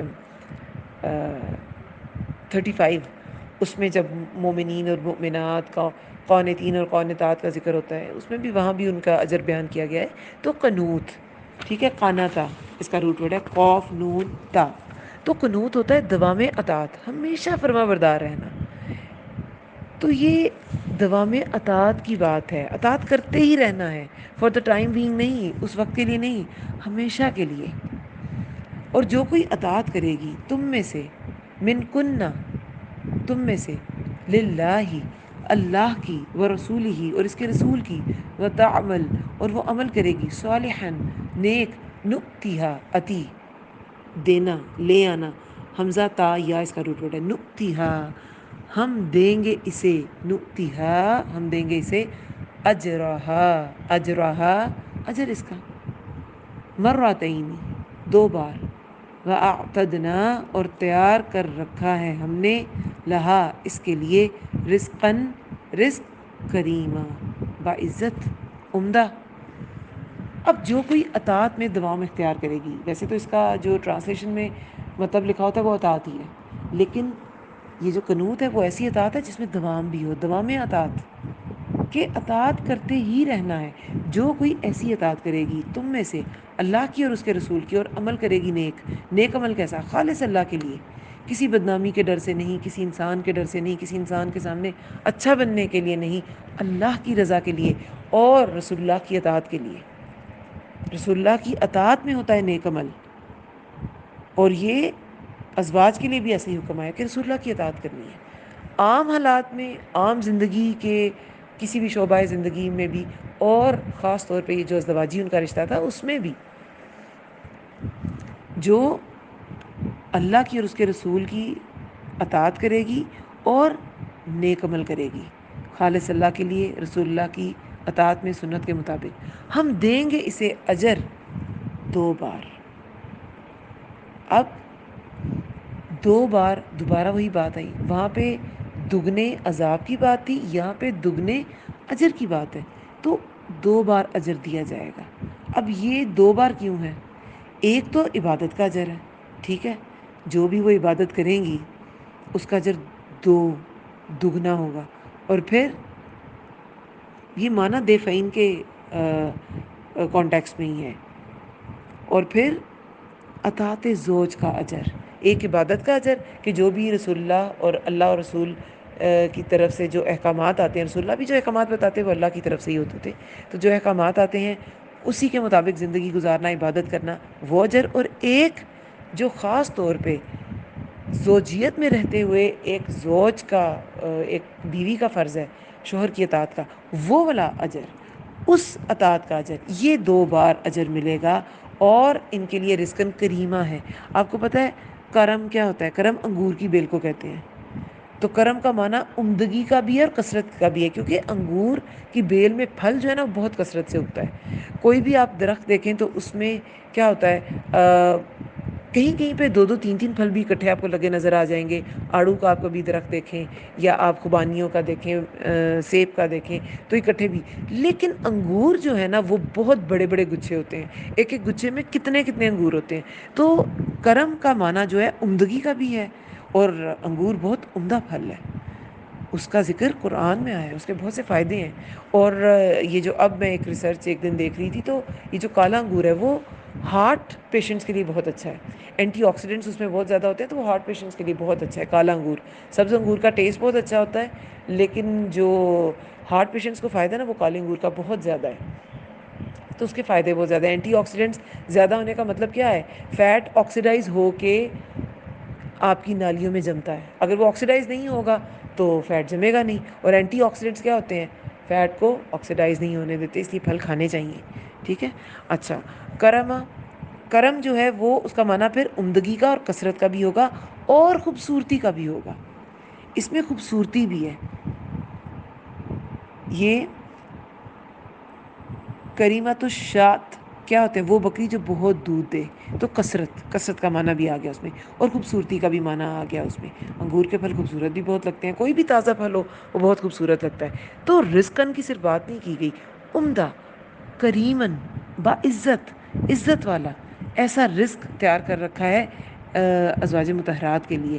اگر وہ کیا کریں گی، اللہ اور رسول کی اطاعت کریں گی اور عمل صالح کریں گی، تو پھر ہم دیں گے اجر ان کا۔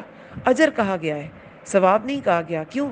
اجر، اجرت کسی کام پہ دی جاتی ہے، یہ عمل کریں گی تو اجر ملے گا، یہ عمل کریں گی تو اس کی اجرت ملے گی، اس کا اجر ملے گا، اور پھر دو بار ملے گا۔ اور جیسے میں نے پہلے کہا کہ نبی صلی اللہ علیہ وسلم کی ازواج کے جو وظائف تھے وہ بعد تک لگے رہے تھے، اور نبی صلی اللہ علیہ وسلم نے بھی ازواج کا وظیفہ ایک روایت کے مطابق لگا دیا تھا۔ 80 وسق جو ہے 240 من تقریباً یہ کھجوریں بنتی ہیں، وہ رکھا گیا، جو بعد میں بھی انہیں دیا جاتا رہا۔ یہ نہیں کہ بہت ہی قسم پرسی میں رہی اور فاقوں میں رہی، ایسی بات نہیں ہے، لیکن اس معاملے میں رسول اللہ کو تنگ نہیں کرنا، ٹھیک ہے۔ تو بعد میں بھی انہیں دیا جاتا رہا، اور ازواج نے اسے سمیٹ کے نہیں رکھا، اللہ کی راہ میں خرچ کر دیتی تھی۔ ایک بار حضرت عائشہ رضی اللہ عنہا کے پاس 1,00,000 درہم آئے، اور وہ شام تک سب صدقہ کر چکی تھی۔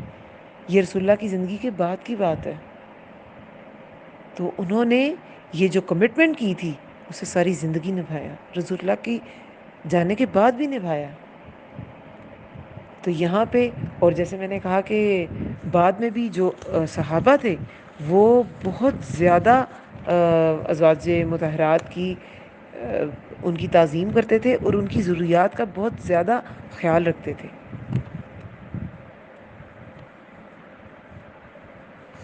اچھا، اب اس کے بعد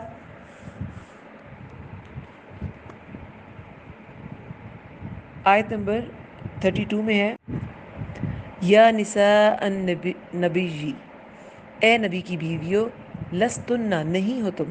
اب دوبارہ نبی کی بیویوں سے خاص خطاب ہے۔ اب یہ وجہ بتائی جا رہی ہے کہ یہ جو پہلے نبی کی بیویوں کو مخاطب کر کے جو احکامات بتائے گئے کہ آپ نے کسی بھی طرح رسول اللہ سے سخت کلامی نہیں کرنی، جائز چیزوں کے لیے بھی نہیں کرنی، کیونکہ رسول اللہ کا جو کام تھا، دیکھیں کوئی بھی انسان کام کرتا ہے تو اسے پیس آف مائنڈ چاہیے، اور رسول اللہ کا جو کام تھا وہ دنیا کا سب سے مشکل کام تھا، تو اس کے لیے سب سے زیادہ انہیں سپورٹ چاہیے تھی، اور گھر والے اگر سپورٹ نہ کریں تو انسان باہر کام کیسے کرے گا؟ تو رسول اللہ کو تنگ نہیں کرنا، جائز چیز کے لیے بھی تنگ نہیں کرنا۔ تو یہ احکامات نازل ہوئے خاص طور پہ رسول اللہ کی بیویوں کے لیے، اور دوبارہ انہیں مخاطب کر کے کیا کہا گیا ہے، اور اس کے بعد اگر وہ ایسے کرتی ہیں تو ان کے لیے رزقاً کریمہ بھی ہے، اور اگر نہیں کریں گی تو دگنا عذاب بھی ہے۔ اب یہ ایسے احکامات کیوں نازل کیے گئے ازواج مطہرات کے لیے، اس کی وجہ کیا وجہ ہے؟ لستنہ، نہیں ہو تم، لستنہ جمع ہے، لستہ ہوتا ہے نا واحد، نہیں، تو لستنہ، نہیں ہو تم، کا احدن، کسی ایک کی طرح، من النساء، عورتوں میں سے، کا احد من النساء، عورتوں میں سے کسی ایک کی طرح بھی نہیں ہو تم، عام عورت نہیں ہو، ان اتقیتن، اگر، ان کیا ہوتا ہے اگر، ان اتقیتن، اگر تم تقیتن، تا قوف واو قوف یا وکی سے ہے نا، تقوی کا روٹ ورڈ یہی ہوتا ہے. اگر تم تقوی اختیار کرو، فلا تو نہ، تخضعنا تو نہ تم لوچ پیدا کرنا، بالقولی بات میں، فیطمع الذی ورنہ یطمع طمع سے ہے، توئے میم عین، تو میم عین، تو نہ تم لوچ پیدا کرنا. خدا کیا ہوتا ہے؟ خدعو نرم گفتگو کرنا، خدا بات میں تواضع اور خاکساری ہو، اس کو خدا کہتے ہیں. تو یہ حکم دیا جا رہا ہے کہ نہیں، خدا یہ جو خضوع بھی اسی سے ہے، ٹھیک ہے، خضوع بھی اسی سے ہے، خضوع، عاجزی، نرمی کا پہلو باتوں میں نہ ہو. اب یہ بات کرنے کے مینرز بتائے جا رہے ہیں، ازواج مطہرات سے خطاب ہے، لیکن ہم سب نے یہی مینرز فالو کرنے ہیں. اگر تم تقوی اختیار کرو تو نہ تخضعنا، تم لوچ پیدا کرنا، بالقولی بات میں، فیطمع الذی ورنہ طمع کرے گا وہ شخص، فی قلبہ جس کے دل میں مرض ہے. وقلنا اور کہو، قولا معروفا بات بھلی معروف. ٹھیک ہے. اب یہاں پہ نبی کی بیویوں کو کہا گیا ہے، ازواج مطہرات کو کہا گیا ہے رضی اللہ عنہم، کہ تم کسی عورتوں میں سے کسی ایک عورت کی طرح، عام عورتوں کی طرح نہیں ہیں آپ، اس لیے آپ کا خاص پروٹوکول ہے، آپ کے لیے احکامات بھی خاص ہیں، اور تقوی اختیار کرنا ہے. اب یہ تقوی اختیار کرنا کیوں ضروری ہے؟ ہر انسان کا جو عمل ہے اس کو تولا، اس کو پرکھا تقوی کی بنیاد پہ جائے گا. کسی عربی کو اجمی کو عربی پر فوقیت حاصل نہیں. فوقیت صرف کس کی بنیاد پر ہے؟ تقوی کی بنیاد پر ہے نا. تو یہ تقوی عام عورتوں جیسی نہیں ہے، تو تقوی میں بھی آپ نے عام عورتوں سے زیادہ آپ کا تقوی ہونا چاہیے. اگر تم تقوی اختیار کرو، اللہ سے ڈرو. اب یہ کس سینس میں ڈرنے کی بات ہے؟ اپنی لب و لہجے میں بھی آپ نے احتیاط برتنی ہے. ویسے تو ازواج مطہرات جو تھیں وہ ایون کہ رسول اللہ تو امام الانبیاء ہیں، تمام انبیاء کی جو ازواج تھیں وہ کیریکٹر میں پاک باز ہی تھیں. ٹھیک ہے، تو اس میں تو کوئی شک تھا نہیں ازواج مطہرات کے اس میں. لیکن اب یہ مائنیوٹ ڈیٹیلز ہیں کہ بات بھی ایسے نہیں کرنی لچک، کیونکہ امہات المومنین ہے نا، تم مومنوں کی مائیں ہو. وہ پڑھ چکے ہم آیت کہ تم مومنوں کی مائیں ہو. رسول اللہ نفسوں میں ان کے مومنوں کے اپنے نفسوں سے بھی زیادہ حق رکھتے ہیں مومنوں پر، اور ان کی بیویاں مومنوں کی مائیں ہیں. تو ماں کا لہجہ بالکل ایک لڑکی اور ہم عمر لڑکی اور ہم عمر دوست کی طرح نہیں ہونا چاہیے، وہ اس کا لہجہ ماں جیسا ہی ہونا چاہیے. تو بات میں خدا، تواضع، خاکساری پیدا نہ کرو کہ کسی کے دل میں برا خیال نہ آئے. تم لوچ پیدا نہ کرنا. ازواج مطہرات کے کریکٹر تو وہ بالکل وہ اعلیٰ ترین اخلاق پہ فائز تھیں، لیکن جس شخص سے بات کر رہی ہیں اس کے دل میں تو بیماری ہو سکتی ہے نا، ورنہ طمع کرے گا وہ شخص جس کے دل میں مرض ہے. اور کہو بات معروف. دیکھیں یہ بھی کہا جا سکتا تھا کہ آپ نے کسی غیر محرم سے بات ہی نہیں کرنی، اور ازواج مطہرات کے جو اطاعت کا لیول تھا وہ اس پہ بھی اطاعت کرتی، لیکن رکا نہیں گیا، کیونکہ ازواج مطہرات نے جو کام کرنا تھا وہ عام عورتیں یا عام لوگ نہیں کر سکتے تھے. انہوں نے رسول اللہ کو بہت قریب سے دیکھا تھا، وہ بہت سی سنتیں، بہت سی احادیث جانتی تھی جو باقی لوگ نہیں جانتے تھے. بہت سے رسول اللہ کے دن صبح شام کے ایسے آداب وہ جانتی تھیں جو عام لوگ نہیں جانتے تھے. وہ ان کے اہل بیت تھی، تو ان کو بات کرنے سے نہیں روکا گیا. بات کرنی ہے لیکن معروف طریقے سے کرنی ہے، ایسے طریقے سے نہیں بات کرنی جس سے کسی کے دل میں برائی کا خیال بھی آئے. معروف طریقہ کیا ہے؟ اب آپ یونیورسٹی کالجز میں چلے جائیں اور آپ کو ایک کونے میں لڑکا لڑکی نظر آئیں اور وہ لڑکی جو ہے وہ مسکرا کے بات کر رہی ہے اور وہ شرما کے بات کر رہی ہے، تو یہ معروف طریقہ ہے بات کرنے کا؟ دیکھنے والے کو وہ کیا ہے، ریڈ لائٹس نظر آ رہی ہوں گی، بھی خطرے کا نشان ہے کوئی گڑبڑی ہے ادھر، ٹھیک ہے؟ تو معروف طریقے سے، کانفیڈنس کے ساتھ. اب پاکستان میں ایسے سسٹم نہیں ہے کہ خواتین کے لیے ہر ان کی فیلڈ کے لیے الگ یونیورسٹیز ہوں. گنی چنی یونیورسٹیز ہیں جو صرف خواتین کے لیے ہیں. تو کو ایڈ میں بچیوں کو پڑھنا پڑتا ہے، بچیوں کو پڑھنا پڑتا ہے. تو اس کے مینرز ہیں، اس کے مینرز ہیں. آپ نے اگر بات اول تو ایسے پاسبل ہے، بہت سی چیزوں میں اگر اسسٹنس چاہیے تو بہت سی بچیاں بھی بہت لائق ہوتی ہیں، آپ ان سے بات کریں، ٹیچر سے بات کریں. لیکن ایسے اب یونیورسٹیز کا ماحول ہو گیا ہوا ہے کہ ٹیچرز بھی گروپنگ ایسے کرتے ہیں کہ لڑکے لڑکیوں کو وہ ساتھ کام اسائن کیے جاتے ہیں، جو کہ اتنی اچھی چیز نہیں ہے. Which should not be appreciated. اسے اپریشیٹ تو نہیں کیا جانا چاہیے، لیکن اب کیا کیا جا سکتا ہے، وہ ہوتا ہے اسی طرح. تو اگر بات کرنی پڑ جائے تو کانفیڈنس کے ساتھ، بالکل اسپارٹ لہجے میں، جو کام کی بات ہے کام کی حد تک کی جائے. کوئی جوکس نہ کریک کیے جائیں، بات پہ ہنسا نہ جائے، شرمایا نہ جائے. شرمانا کیوں ہے؟ جب آپ کا شرم والا کسی سے رشتہ ہی نہیں ہے تو کیوں شرمانا ہے؟ بالکل کانفیڈنس کے ساتھ، معروف طریقے سے بات. جو معروف طریقے سے بات کر رہا ہوگا وہ بھی دیکھنے والے کو پتہ چل جائے گا، اور جو معروف طریقے سے بات نہیں کر رہا، ایک سب میں بات کر رہے ہیں اور کسی کام سے ریلیٹڈ بات کر رہے ہیں، پتہ چل رہا ہے. اور اگر آپ الگ کیفیٹیریا میں بات کر رہے ہیں یا الگ کسی کونے میں بات کر رہے ہیں اور بالکل ون ٹو ون بات کر رہے ہیں، وہ بھی پتہ چل رہا ہے. تو وہ معروف طریقہ تو نہیں ہے. اسلام میں وہ معروف طریقہ نہیں ہے. الگ سے ٹیلی فوننگ کر رہے ہیں، الگ سے کالز اول تو نہیں آپ کو ایکسچینج کرنے چاہیے مردوں کے ساتھ اپنے فون نمبرز، اور نہ محرم کوئی بھی ہیں، اور جو کلاس فیلوز ہیں ان کے ساتھ بھی ایکسچینج نہ کریں. جو بات ہے آپ کو کر لی جائے. لیکن ان کیس اگر کرنی پڑ جائے تو بالکل معروف طریقے سے بات کی جائے. ایون کہ اگر نامحرم سے ملنا ضروری ہو گیا تو اس کے بارے میں بھی اسلامک مینرز یہی ہیں کہ آپ ساتھ کوئی محرم رشتہ ساتھ لے کے جائیں. تو یہی معروف طریقہ ہے. تو ان معروف طریقے کا خیال رکھنا ہے. اللہ تعالیٰ نے عورتوں کو اپنا انٹلیکٹ ظاہر کرنے سے نہیں روکا. سب کچھ کرنا ہے لیکن معروف طریقے سے کرنا ہے. باہر جانے کے، اندر رہنے کے، بات کرنے کے، گھر کے اندر سے بھی بات کرنی ہے، پردے کے پیچھے سے کرنی ہے. سارے مینرز اللہ تعالیٰ نے بیان کر دیے ہیں.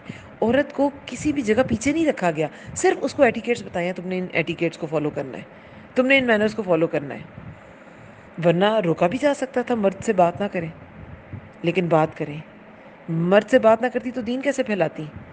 حضرت عائشہ رضی اللہ عنہا جو ہے وہ جب چلتی تھیں تو وہ کہتے ہیں کہ بالکل امام کی طرح چلتی تھیں، آگے آگے چلتی تھیں، اور جو خواتین تھیں وہ انہیں گھیر لیتی تھیں، یعنی کہ بالکل لیڈر کی طرح.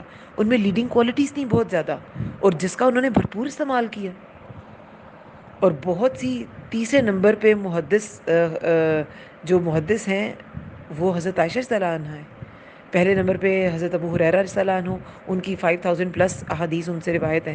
اور دوسرے نمبر پہ ابن عباس رضی اللہ عنہ، جن کی ہم نے آج بھی ایک طویل حدیث پڑھی تھی، تو ان کی 2260 ہے میرے خیال میں، اور حضرت عائشہ رضی اللہ عنہ کی 2210 ہیں. مطلب کچھ اتنا ہی فرق ہے، جس کی وجہ سے وہ تھرڈ ان کا جو ہے وہ تیسرے نمبر پہ محدث وہ گنی جاتی ہیں.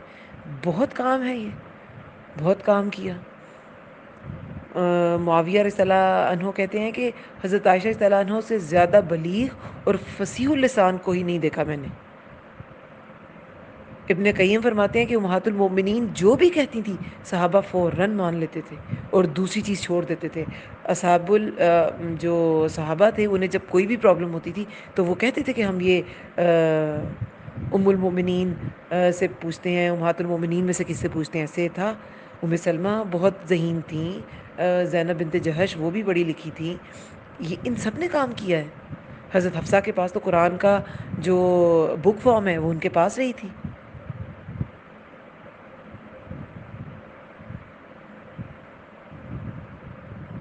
تو یہ سب کچھ جو ہے یہ ہمیں کیا بتاتا ہے کہ امہات المومنین کو روکا نہیں گیا، لیکن صرف ایٹیکیٹس بتا دیے گئے جو کہ باقی تمام عورتوں کو بھی فالو کرنے بہت زیادہ ضروری ہیں. اچھا یہاں پہ بات کی گئی ہے کہ تم کسی کی طرح نہیں ہو، یعنی کہ نبی کی بیویاں جو ہیں وہ سب سے افضل ہیں، لیکن ازواج مطہرات سے پہلے بھی کچھ خواتین گزری ہیں جن کا احادیث میں ذکر آتا ہے، جو ہم پڑھ بھی چکے ہیں کہ ان کی بھی بہت فضیلت تھی. جیسے بخاری مسلم کی حدیث ہے کہ مردوں میں تو بہت کامل ہوئے مگر عورتوں میں مریم بنت عمران اور آسیہ زوج فرعون کے علاوہ کوئی کامل نہیں ہوا. اس کے علاوہ بھی ایک حدیث ہے، حضرت انس رضی اللہ عنہ سے روایت ہے کہ ساری عورتوں میں، سارے جہان کی عورتوں میں تمہیں مریم بنت عمران، خدیجہ بنت خویلد، فاطمہ بنت محمد صلی اللہ علیہ وسلم اور فرعون کی بیوی آسیہ علیہ السلام ہی کافی ہیں. یعنی یہ 4 عورتیں جو ہیں نا وہ عام عورتوں سے ان کا رتبہ بڑھا ہے. اور یہ والی حدیث ہے بخاری مسلم کی کہ مردوں میں بہت کامل ہوئے مگر عورتوں میں مریم بنت، یہ پہلے کی عورتیں، رسول اللہ کے زمانے سے پہلے کی عورتوں کی بات ہے، ان میں مریم بنت عمران اور آسیہ زوج فرعون جو ہے ان کے علاوہ کوئی کامل نہیں ہوئی. اور اس کے آگے انہوں نے حضرت عائشہ کے بارے میں کیا بتایا. عائشہ کی فضیلت دوسری عورتوں پر ایسے ہے جیسے سرید کی باقی کھانوں پر. تو حضرت عائشہ رضی اللہ عنہا کی اپنی فضیلت تھی اور ان کی ذہانت ان کی فضیلتوں میں سے ایک فضیلت ہے. حضرت عائشہ بہت ذہین تھی، فصیح اللسان تھی. ایک بار ازواج میں انہوں نے آپس میں بات کی کہ، اور ایسا ہی تھا کہ صحابہ جانتے تھے کہ رسول اللہ حضرت عائشہ رضی اللہ عنہا سے محبت زیادہ کرتے تھے. تو جب وہ حضرت عائشہ کی طرف ہوتے تھے، ان کی طرف ان کی باری ہوتی تھی، تو وہ جو بھی ہدیہ تحفہ ہوتا تھا وہ اس دوران زیادہ بھیجتے تھے. تو اس پر ازواج نے شکایت کی. تو پہلے انہوں نے ازواج نے حضرت فاطمہ رضی اللہ عنہا کو اپنا سفیر بنا کے بھیجا کہ آپ ان سے کہیں. تو انہوں نے رسول اللہ سے بات کی کہ آپ کی ازواج کو ایسے آپ سے شکایت ہے. تو انہوں نے کہا فاطمہ جس سے میں محبت کرتا ہوں کیا تم اس سے محبت نہیں کرو گی؟ تو فاطمہ رضی اللہ عنہا چپ کر گئی کہ واقعی، اور وہ بھی بہت فرما بردار بیٹی تھی، بہت صابر بیٹی. ایسی وہ جنتی عورتوں کی سردار نہیں ہے، وہ بہت صابر تھی، صبر کرنے والی، دین کی خاطر ایک حکم پہ صبر کر لینے والی، بہت مشقت اٹھا کر صبر کر لینے والی. تو انہیں سمجھ آ گئی کہ ہاں جو رسول اللہ کو پسند ہے تو میں کیوں نہ اسے پسند کروں. واپس لوٹ گئی. تو پھر جب وہاں بات نہیں بنی تو حضرت جو زینب بنت جہش تھی ان کو بھیجا گیا. ان کو بھیجا تو وہ آئیں، انہوں نے بات کی اور تھوڑے سخت لب و لہجے میں کی. اور یہ لوگ تو مطلب کھرے لوگ تھے، اور غیبت وغیرہ یہ چیزیں تو ازواج مطہرات یہ امت کی مائیں تھیں، ان میں یہ چیزیں نہیں تھیں. تو حضرت عائشہ پاس ہی بیٹھی تھیں، ان کے سامنے ہی بات کری تھی اور بار بار رسول اللہ کو دیکھتی تھیں، لیکن بولی نہیں جب تک رسول اللہ نے اجازت نہیں دی. ساری باتیں انہوں نے سن لی ان کی. تو انہوں نے کہا عائشہ تم نہیں کچھ کہو گی؟ تو پھر انہوں نے جب رسول اللہ کی طرف سے اجازت پائی، اور پھر کہتے ہیں کہ انہوں نے ایک تقریر کی کہ رسول اللہ جو ہے کہ وہ لاجواب ہو گئی ہیں زینب رضی اللہ عنہا جو ہے. اور انہوں نے کہا کہ آخر ابو بکر صدیق کی بیٹی ہو، ابو بکر کی بیٹی ہو نا، کیونکہ ابو بکر رضی اللہ عنہ جو ہے وہ بھی بہت ان میں جو خطابت کا ایک نیچرل ٹیلنٹ تھا جو حضرت عائشہ رضی اللہ عنہا میں بھی تھا. حج کے موقع پہ ان کا ایک وہ لگتا تھا نا، ان کا خیمہ لگتا تھا اور وہ باقاعدہ خطاب کرتی تھیں. تو سب کچھ کرنا ہے مگر مینرز کے ساتھ، اسلامک مینرز کے ساتھ. اب اس کے بعد مزید مینرز کیا آئے 33 آیت میں، وقرنا اور قرار پکڑو. اس کا جو روٹ ورڈ ہے نا وہ یہاں پر اکثر قوف را کیا جاتا ہے، لیکن اس کا روٹ ورڈ واو قوف را بھی ہو سکتا ہے. وا جو ہے وہ اگر اور کے لیے استعمال ہوا، کیونکہ میرے پاس جو ترجمہ لکھا ہے اس میں بھی ہے اور قرار پکڑو، تو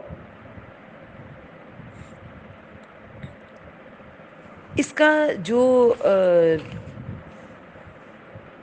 واو کی جو معنی ہے وہ اور کیا جائے تو پھر بھی جو کرنا ہے نا وہ وقرا کے روٹ سے نکلتا ہے. کیسے؟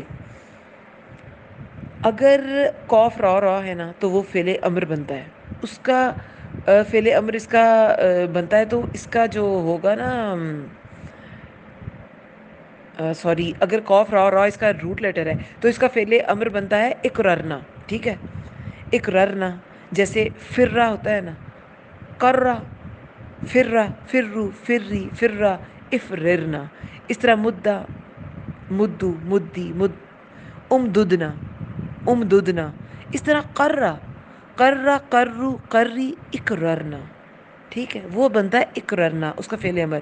یہ فعل امر بنتا ہے وقرہ کا. ٹھیک ہے، یہ وقرہ کا بنتا ہے کیونکہ، اور وقار بھی اسی سے ہے. اگر قرار اسے لیا جائے، قوف را را لیا جائے تب بھی ٹھیک ہے میننگ وہ اس میں، کیونکہ ہمارے ہاں جو تفاسیر ہیں اس میں یہ قرار پکڑنا ہی اس کا میننگ کیا جاتا ہے. لیکن اس کا روٹ ورڈ واو قوف را بھی بن سکتا ہے کیونکہ واو ڈراپ ہو جاتا ہے اور باقی جو ورڈ کرنا ہے وہ فعل امر بن جاتا ہے واو قوف را کا فعل امر کرنا. جیسے فکا، فکو، سکی، سکا، سکنا. تو اسی طرح واؤ جو ہے نا وہ جب آپ یہ فعل امر بنائیں گے تو ڈراپ ہو جائے گا. یہاں پہ جو واؤ ہے آیت میں یہ تو اور کے لیے آیا ہے نا، اور وقرنا اور الرٹ رہو. آپ یہ اس کا معنی کر سکتے ہیں، وقار سے رہو، کیونکہ وقار بھی اسی سے ہے. اور دیکھیں ہم قرآن میں کافی بار ایک ورڈ پڑھ چکے ہیں وقرہ. یہ سورہ کہف جو ہے وہ 57 آیت میں، اس میں بھی یہ ورڈ آیا ہے. اور کانوں میں ان کے بوجھ تھا، کانوں میں ان کے بوجھ ہے وقرہ. تو اس کا مطلب ہوتا ہے وقرہ کا بوجھل محسوس کرنا، بوجھ محسوس کرنا، الرٹ رہنا، اپنے اوپر ایک ذمہ داری محسوس کرنا. اس سینس میں بھی یہ یوز ہوا ہے. تو کچھ جو باہر کے اسکالرز ہیں وہ یہی کہتے ہیں کہ اس کا مطلب قرار پکڑنا گھر میں ٹکی رہو کہ بس تمہاری جگہ گھر ہی ہے، یہ نہیں ہے. اس کا مطلب ہے کہ جب گھر میں بھی تم ہو تو تم الرٹ رہو. باہر جانے کے تو اب آگے بھی آیت میں انشاءاللہ 53 آیت میں آگے ازواج مطہرات سے بات کرنے کا جو حکم ہے کہ پردے کے پیچھے سے بات کرو وہ آئے گا. 59 آیت میں جو ہے وہ جلابیب کا حکم آئے گا کہ باہر جانا ہے تو کیسے آپ کے مینرز ہونے چاہیے اور کیسے آپ نے کپڑے اوڑھنے ہیں، اوپر سے چادر ایک اوڑھنی ہے. وہ انشاءاللہ ہم ڈیٹیل سے انشاءاللہ پڑھیں گے. لیکن گھر میں بھی رہنا ہے تو کیا کرنا ہے؟ الرٹ رہنا ہے، الرٹ رہنا ہے. اگر یہ صرف گھر میں ٹکے رہنے کی بات ہے تو آگے ساتھ ہی کیوں یہ کہا کہ جاہلیت جیسا جو ہے وہ اظہار زینت نہ کرتی پھرو، نہ کرو.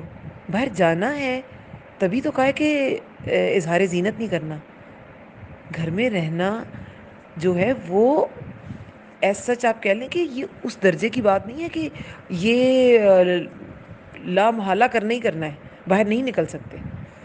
ہاں گھر میں رہنا عورت کے لیے پسند کیا گیا ہے، ایسا بھی نہیں ہے کہ پسند نہیں کیا گیا. گھر میں رہنا، عورت کی تو نماز بھی گھر میں افضل ہے اور گھر میں بھی اندر کوٹری میں افضل ہے صحن کی نسبت، اور باہر کی نسبت گھر کی چار دیواری میں افضل ہے.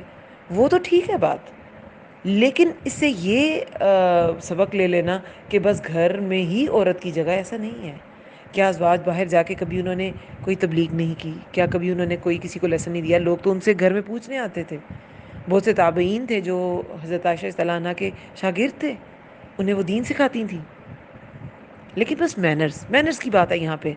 اور اگر قرار پکڑنا بھی ہے تو وہ بھی ٹھیک ہے کہ گھر میں رہنا جو ہے وہ افضل ہے. لیکن بہرحال اس کا جو روٹ ورڈ ہے وہ واو قوف را بھی بنتا ہے. ٹھیک ہے، اور وقار سے رہنا، الرٹ رہنا، یہ اس کا مطلب ہے. وقرنا اور قرار پکڑو.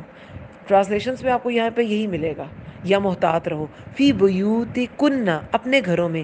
ولا، اور نہ. تبرجنا، تم اظہار زینت کرو. اب یہاں تبرج کی بات کی گئی ہے، اس کو بھی الیبوریٹ کرتے ہیں. اور نہ تم اظہار زینت کرو تبرج الجاہلیہ. اظہار زینت، تبرج ہوتا ہے اظہار زینت. کون سا؟ جاہلیت، جاہلیت الاولی، جاہلیت پہلی کا. جاہلیہ جو ہے نا یہ اسلام کے مقابلے میں ورڈ یوز کیا جاتا ہے. تو اسلام سے پہلے کا جو پیریڈ تھا وہ جاہلیت کا دور تھا. اور نہ تم اظہار زینت کرو، اظہار زینت جاہلیت پہلی کا، وہ جو پہلی جاہلیت تھی نا اس کا اظہار زینت نہ کرو.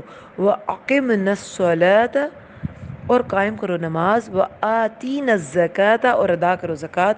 وَأَطِعْنَ اللَّهَ، اور اطاعت کرو اللہ کی. وَرَسُولَهُ، رسولہ ہے نا تو اس کی، اور اس کے رسول کی.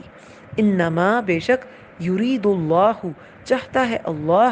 لیذہب، لیذہبا کہ وہ لے جائے، ذہبہ ہوتا ہے لے جانا، عنکم الرجس تم سے ناپاکی کو، اہل البیت اے اہل بیت، ویطہرکم اور وہ پاک کر دے تمہیں، تطہیرا خوب پاک کرنا۔ اب اس آیت میں بہت امپورٹنٹ احکامات ہیں۔ کیا احکامات ہیں؟ ایک تو گھروں میں رہنا، ہاں یہ افضل ہے گھروں میں رہنا، اس میں کوئی شک نہیں ہے، اور جب رہنا ہے تو الرٹ رہنا ہے۔ اگر گھروں میں ہی رہنا ہے تو آگے گھر سے باہر جانے کے آداب کیوں آئے ہیں؟ کیونکہ باہر نکلنا پڑتا ہے، ضروریات زندگی کے لیے باہر نکلنا پڑے گا۔ دیکھیں ایک بات ہمیشہ یاد رکھیں، عورت کو کہیں بھی روکا نہیں گیا، کہیں بھی روکا نہیں گیا، صرف اس کو مینرز بتائے گئے ہیں۔ عورت کے ساتھ کوئی ظلم نہیں کیا گیا۔ یہ کہا جا سکتا تھا کہ وہ کسی سے بات نہ کرے، اسے اگر سب کچھ گھر میں پرووائڈ کیا جا رہا ہے، اس کے شوہر نے اسے نان نفقہ، اس کی ذمہ داری ہے، اس کی حفاظت اس کی ذمہ داری ہے، شوہر کی ذمہ داری ہے، اس کو عزت دینا شوہر کی ذمہ داری ہے، محبت دینا شوہر کی ذمہ داری ہے، تو تم نے باہر جا کے کیا کرنا ہے؟ لیکن پھر بھی نہیں روکا گیا۔ ایک عورت کو ایسے ہی ٹریٹ کیا گیا ہے جیسے مرد کو کیا جاتا ہے۔ وہ بھی ایک انٹلیکچوئل انسان ہو سکتی ہے، وہ بھی ایک انٹیلیجنٹ انسان ہو سکتی ہے، وہ بھی ایک خطیب ہو سکتی ہے۔ ایک بار اسماء بنت یزید تھیں، تو ایک تو اسماء بنت ابی بکر ہے نا، جو رسول اللہ کی سالی تھی، مطلب ابو بکر صدیق رضی اللہ عنہ کی بیٹی تھی، وہ نہیں، یہ انصاریہ تھیں اسماء بنت یزید۔ انہوں نے، وہ بہت کوشچن کرتی تھیں، اور حضرت عائشہ رضی اللہ عنہا کے گھر میں ان کا بہت آنا جانا تھا، دوستی تھی، تو وہ کوشچن بھی کرتی تھی، وہ تمام عورتوں کے بہاف پہ بھی کوشچن کر لیتی تھیں۔ تو انہوں نے ایک بار عورتوں کے بہاف پہ شکوہ کیا رسول اللہ سے کہ ساری فضیلتیں تو مرد لوٹ گئے، مرد جہاد کرتے ہیں، خدا کی راہ میں بڑے بڑے کام کرتے ہیں، تو ہم کیا کرتی ہیں؟ ہم تو انہیں سارا اجر تو وہ لے جاتے ہیں، تو ہم گھروں میں ان کے گھروں کی دیکھ بھال کرتی ہیں، ان کی حفاظت کرتی ہیں، لیکن اجر وہ لے جاتے ہیں۔ تو رسول اللہ نے کیا فرمایا کہ تمہیں گھر بیٹھنے پر بھی اتنا ہی ثواب ملے گا جتنا مجاہد کو۔ کیوں؟ کیونکہ مجاہد جب گھر سے نکل کے لڑتا ہے تو اس کے گھر کی حفاظت بھی تو ایک کام ہے، اس کے گھر کو چلانا بھی تو ایک کام ہے۔ اگر وہ کوئی نہیں چلائے گا تو مجاہد باہر جا کے لڑ سکتا ہے؟ نہیں لڑ سکتا۔ تو اسماء بنت یزید کو یہ حدیث بیان کی گئی تھی، اور کہ گھر میں رہنے پر بھی تمہارے لیے وہی اجر ہے، ٹھیک ہے، وہی اجر ہے، ہاں وہ اجر مل گیا، عورتیں گھر میں رہیں۔ لیکن غزوہ یرموک میں، جنگ یرموک میں، کیونکہ حضرت عمر رضی اللہ عنہ کے دور میں ہوئی تھی تو غزوہ تو نہیں تھی، جنگ یرموک میں انہوں نے 9 رومی مارے تھے خیمے کے ڈنڈے سے، وہ جو جس ڈنڈے نصب کیے جاتے تھے نا خیمے لگانے کے لیے، اس کے ڈنڈے سے، کیونکہ بہت سخت جنگ تھی، اور پھر جو ہے مسلمان فاتح ہوئے تھے الحمدللہ۔ تو عورتیں جو ہیں وہ کہتی تھیں اگر تم لوگ واپس آئے، یہ عورتوں کا جذبہ تھا، تو ہم خود تمہارا سر پھاڑ دیں گی، خیمے کے ڈنڈے لے کے کھڑی ہو گئی تھی۔ تو 9 رومی انہوں نے مارے تھے، یہ حکم انہیں ملا، ان کے ذریعے لوگوں تک پہنچا، ان کے ذریعے یہ حدیث سب تک پہنچی، تو وہ ہاتھ پہ ہاتھ دھرے بیٹھی نہیں رہی، جب وقت آیا، جب قوم کو ضرورت تھی تو اس کے لیے بھی تیار تھیں۔ تو صحابیات کی زندگی میں ہمارے لیے بڑے نمونے ہیں، ازواج کی زندگی میں ہمارے لیے بڑے نمونے ہیں۔ صرف اپنے آپ کو اسلامک مینرز میں لانے کی بات ہے، اسلامک مینرز کو فالو کریں، گھروں میں ٹکی رہیں، ہاں گھروں میں رہیں، اگر ضرورت جاب کی نہیں ہے تو صرف اپنا بینک بیلنس بنانے کے لیے جاب مت کریں۔ اگر شوہر اتنا کماتے ہیں کہ آپ کا گزر بسر اچھا ہو سکتا ہے تو ہاں وہاں باہر نکلنا وہ ٹھیک بھی نہیں ہے۔ اور بالکل فضول میں دل نہیں لگ رہا گھر میں، یہ دل کیوں نہیں لگتا گھر میں؟ پتہ نہیں کون سی عورتیں جن کا گھر میں دل نہیں لگتا۔ ڈپریشن کی کوئی صورت ہے تو دین کی طرف آئیں، دین سیکھیں، دیکھیں کتنا ٹائم کنزیومنگ ہے۔ شوہر نہیں بھی اچھا، دین تو ہے نا آپ کے پاس، کوئی نعمت نہیں آپ کے پاس، دین کی نعمت تو ہے نا، سب سے بڑی نعمت دین کی نعمت ہے، اس کو سیکھیں، لوگوں کو سکھائیں۔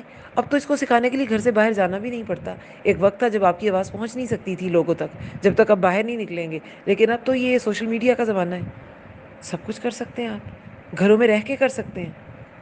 اور اگر باہر جانا ہے تو کیا کرنا ہے؟ اور نہ تم اظہار زینت کرو، تبرج الجاہلیہ، یہ جاہلیت الاولی، پہلی جاہلیت کا تبرج نہ کرو۔ اب یہ تبرج کیا ہے؟ 12 جا ہوتا ہے کھانا پینا، کھانے پینے کا اثر کیا ہوتا ہے؟ انسان پرومیننٹ ہو جاتا ہے، موٹا ہو جاتا ہے، پرومیننٹ ہو جاتا ہے۔ ویسے بھی کھاتا پیتا انسان مانوی لحاظ سے بھی پرومیننٹ ہوتا ہے۔ ایک کلاس میں کچھ بچے ہیں اور ایک جو ہے وہ کینٹین سے بڑی زبردست چیزیں لے کے روز کھا رہا ہوتا ہے، وہ بچہ پرومیننٹ ہو جاتا ہے، حالانکہ ہونا نہیں چاہیے. میں ایک ایگزامپل دے رہی ہوں، گھر سے ہی آپ کو بڑا ہائیجینک اور ہیلدی فوڈ ہی ماؤں کو بھیجنا چاہیے بچوں کو. میں ایک ایگزامپل دے رہی ہوں، وہ پرومیننٹ ہو جائے گا. جو بہت زیادہ خرچ کرے گا کھانے پینے پہ پرومیننٹ ہو جائے گا. ایڈلٹس میں بھی ایسے ہی ہے، وہ پرومیننٹ ہو جائے گا اور جسم کے لحاظ سے بھی پرومیننٹ ہو جائے گا، موٹا ہو جائے گا، صحت مند ہو جائے گا. اور پھر برجتو آئین، آنکھ کا سیاہ اور خوبصورت ہونا، اس سے بھی وہ پرومیننٹ ہو جاتی ہے. ٹھیک ہے. تو بروجہ کیا ہوتا ہے؟ ہر خوبصورت چیز جو دور سے ہی نمایاں ہو جائے. برج خوبصورت، نمایاں، روشن. ابراج اس کی جمع ہے. ٹھیک ہے. تو تبرج اسی سے نکلا ہے، اسی روٹ سے نکلا ہے.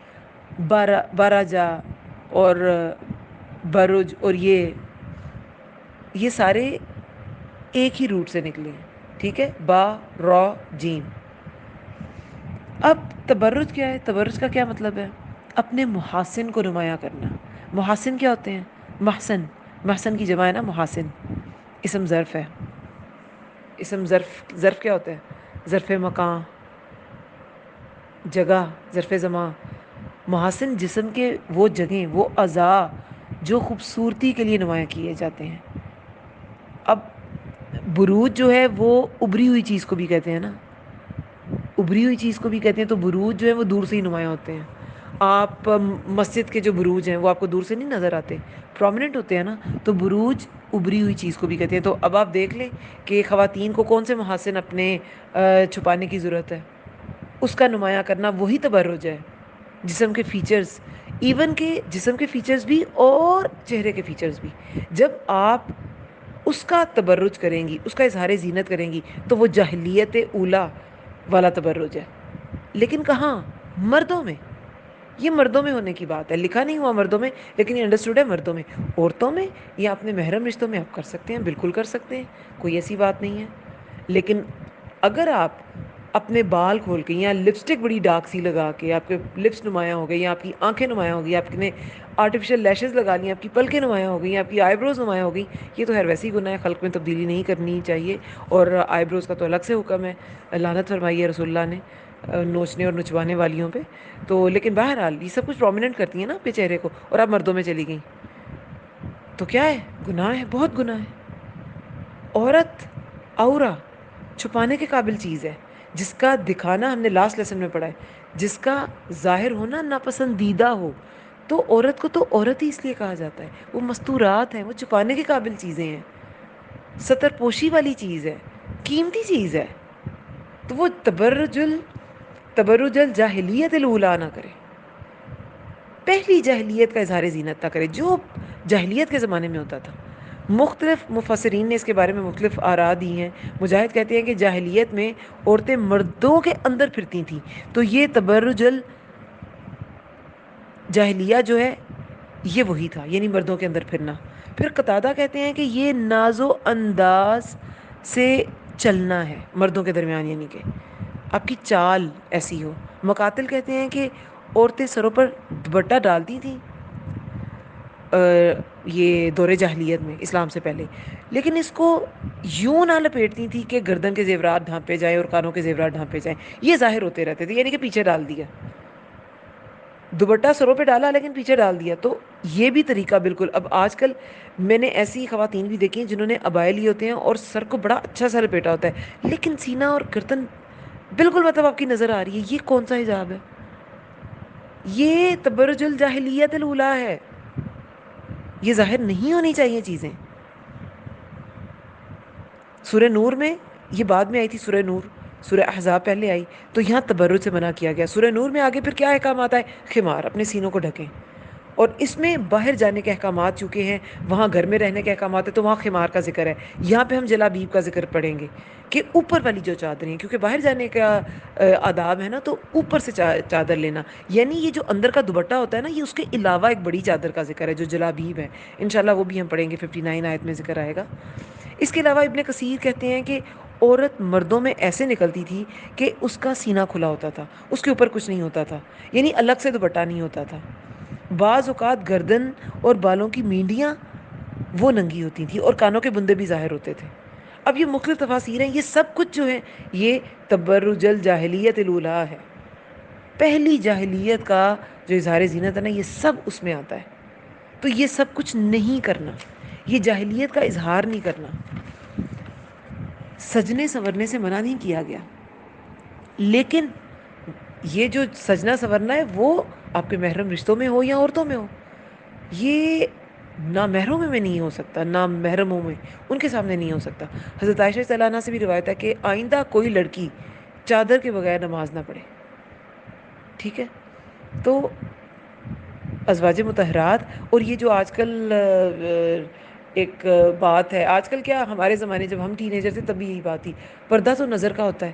یہ ہماری نظریں ازواج مطہرات سے زیادہ پاکیزہ نہیں ہیں، اور ہمارا جو مقام ہے وہ ان سے بلند نہیں ہے کہ کوئی ان کو تو کوئی اس نظر سے دیکھ ہی نہیں سکتا تھا، لیکن پھر بھی ان کو یہ مینرز بتائے گئے.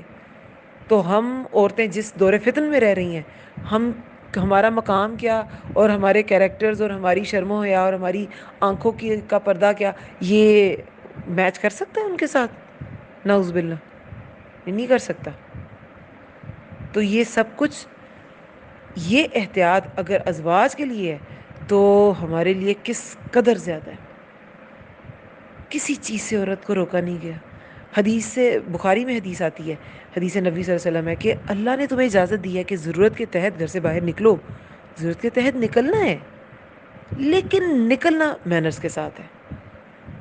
اور دیکھیں، علم حاصل کرنے کے لیے عورت نکلے گی، حج عمرہ کے لیے نکلے گی، معاشی اگر ضرورت ہے یا قومی ضرورت ہے اس کے لیے بھی نکلے گی. اب یہ جو میں نے اسماء بنت یزید کا آپ کو واقعہ سنایا ہے، تو اس میں کیا ہے، اس میں کیا، جب ضرورت پڑی تو انہوں نے رومیوں کو نہیں مارا، لیکن ویسے جہاد عورت پہ بالکل بھی فرض نہیں ہے. اور وہ حدیث جس میں اسپیشلی ذکر یہ ہے کہ عورتیں گھر رہ کے بھی جہاد کا ثواب حاصل کریں گی، وہ حدیث بھی انہی کو ملی تھی، اور انہوں نے 9 رومی قتل کی. سے کیا پتہ چلتا ہے کہ بوقت ضرورت آپ نکلیں گی باہر. لیکن بازاروں میں مارے مارے پھرنا، ونڈو شاپنگ کرنا، ایک پسند نہیں آئی چیز دوسری شاپ پہ، دوسری تیسری چوتھی گھنٹوں ضائع کر دینا، ویسے ہی اللہ تعالیٰ نے جو وقت دیا اس نعمت کا بھی بہت بڑا ضیاع ہے، بہت بڑا ضیاع. اس کی پوچھ ہوگی بھئی، اللہ تعالیٰ فرمائیں گے میں نے وقت دیا تھا کہاں لگایا؟ شاپنگ پہ. سیٹسفائی ہی نہیں ہوتی عورتیں ایک چیز پہ، اور پھرتی رہتی ہیں. اور کہنے کو کیا، میری چوائس بہت ہائی ہے، مجھے تو چیزیں پسند ہی نہیں آتی. بہت فخر کی بات ہے کہ آپ کو چیزیں پسند نہیں آتی، ہمیں چیزیں پسند نہیں آتی. یہ فخر کی بات ہے کہ ہمیں قناعت ہی نہیں ہے. اور آپ کو پتہ ہے زیادہ چیزوں میں چوائس کرنا یہ آپ کو تھکاتا ہے.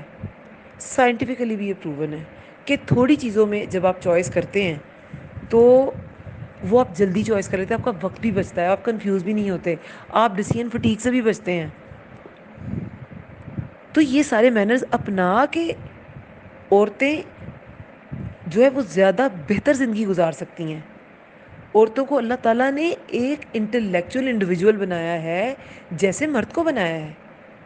وہ صرف سجنے سنورنے کی چیز نہیں ہے، ہاں اس کے اندر ایک چیز ہے اللہ نے رکھی ہے، اسے روکا بھی نہیں گیا. وہ سج سنور سکتی ہے، گھر میں رہے سجے سنورے، محرم رشتوں کے سامنے بھی جائے، سجاوٹ میں کوئی ایسی بات نہیں ہے. اس میں بھی سٹیپس ہیں جو ہم نے سورہ نور میں بھی پڑھے تھے کہ اس میں کس حد تک کر سکتی ہیں. جو زینت عورت اپنے شوہر کے سامنے اختیار کرے گی، وہ جس لیول کی وہ کسی کے سامنے بھی اختیار نہیں کر سکتی. پھر باپ کے سامنے بھی وہ میک اپ میں جا سکتی ہے، بھائی بھتیجے ماموں چچا ان سب کے سامنے میک اپ میں جا سکتی ہے، کوئی ایسی بات نہیں ہے. لیکن وہ نامحرموں میں نہیں جا سکتی. ٹھیک ہے، پھر وہ تبرج کرے گی جاہلیت اولیٰ والا. تو اللہ تعالیٰ نے تو عورت کو کہیں نہیں روکا، اس کے انٹلیکٹ کو نکھارا سنوارا کہ ہاں تم علم حاصل کرو، تم حج عمرہ کرو، تم رشتہ داریاں نبھاؤ، ہر جگہ جاؤ، مگر مینرز کے ساتھ. حدیث میں کیا آتا ہے، کوئی مرد کسی عورت سے تنہائی میں بات نہ کرے کیونکہ ان کے درمیان تیسرا شیطان ہوتا ہے. تو تیسرا شیطان ہے، اس شیطان سے بچنا ہے. مرد بھی اچھے ہوتے ہیں، عورتیں بھی اچھی ہوتی ہیں، شیطان تو اچھا نہیں ہے نا، وہ تو ہوگا تیسرا. تو سب کچھ کرنا ہے عورتوں نے، لیکن علم حاصل کرنا ہر مرد اور عورت پہ فرض ہے. یہ نہیں کہا گیا مردوں پہ ہی فرض ہے، ٹھیک ہے، عورتوں پہ بھی فرض ہے. تو عورت اس کے لیے نکل بھی سکتی ہے. مینرز کے ساتھ بات کرے تو معروف طریقے سے کرے، شرما لجا کے نہ کرے، اپنے پردے اور حجاب کا خیال رکھے اور ضرورت کے تحت ہی بات کرے. گھر سے نکلے ضرورتاً نکلے، خواہ مخواہ بالکل بیکار فضول کسی چیز کے لیے وقت کو ضائع کرنے کے لیے بالکل نہ نکلے. ایون کہ اگر وہ اپنے محرم رشتے کے ساتھ سیر و سیاحت کے لیے بھی نکلتی ہے تو وہ بھی ٹھیک ہے، لیکن نیت بس مان لے کہ اللہ کی بنائی ہوئی چیزوں میں تدبر کرنا ہے، اور تدبر کرے بھی، چیزوں کو نوٹ کرے بھی، تو وہ بھی ٹھیک ہے. ہر چیز کی اجازت مل گئی. ہے کوئی چیز جس میں پیچھے رکھا گیا عورتوں کو؟ کوئی چیز نہیں ایسی.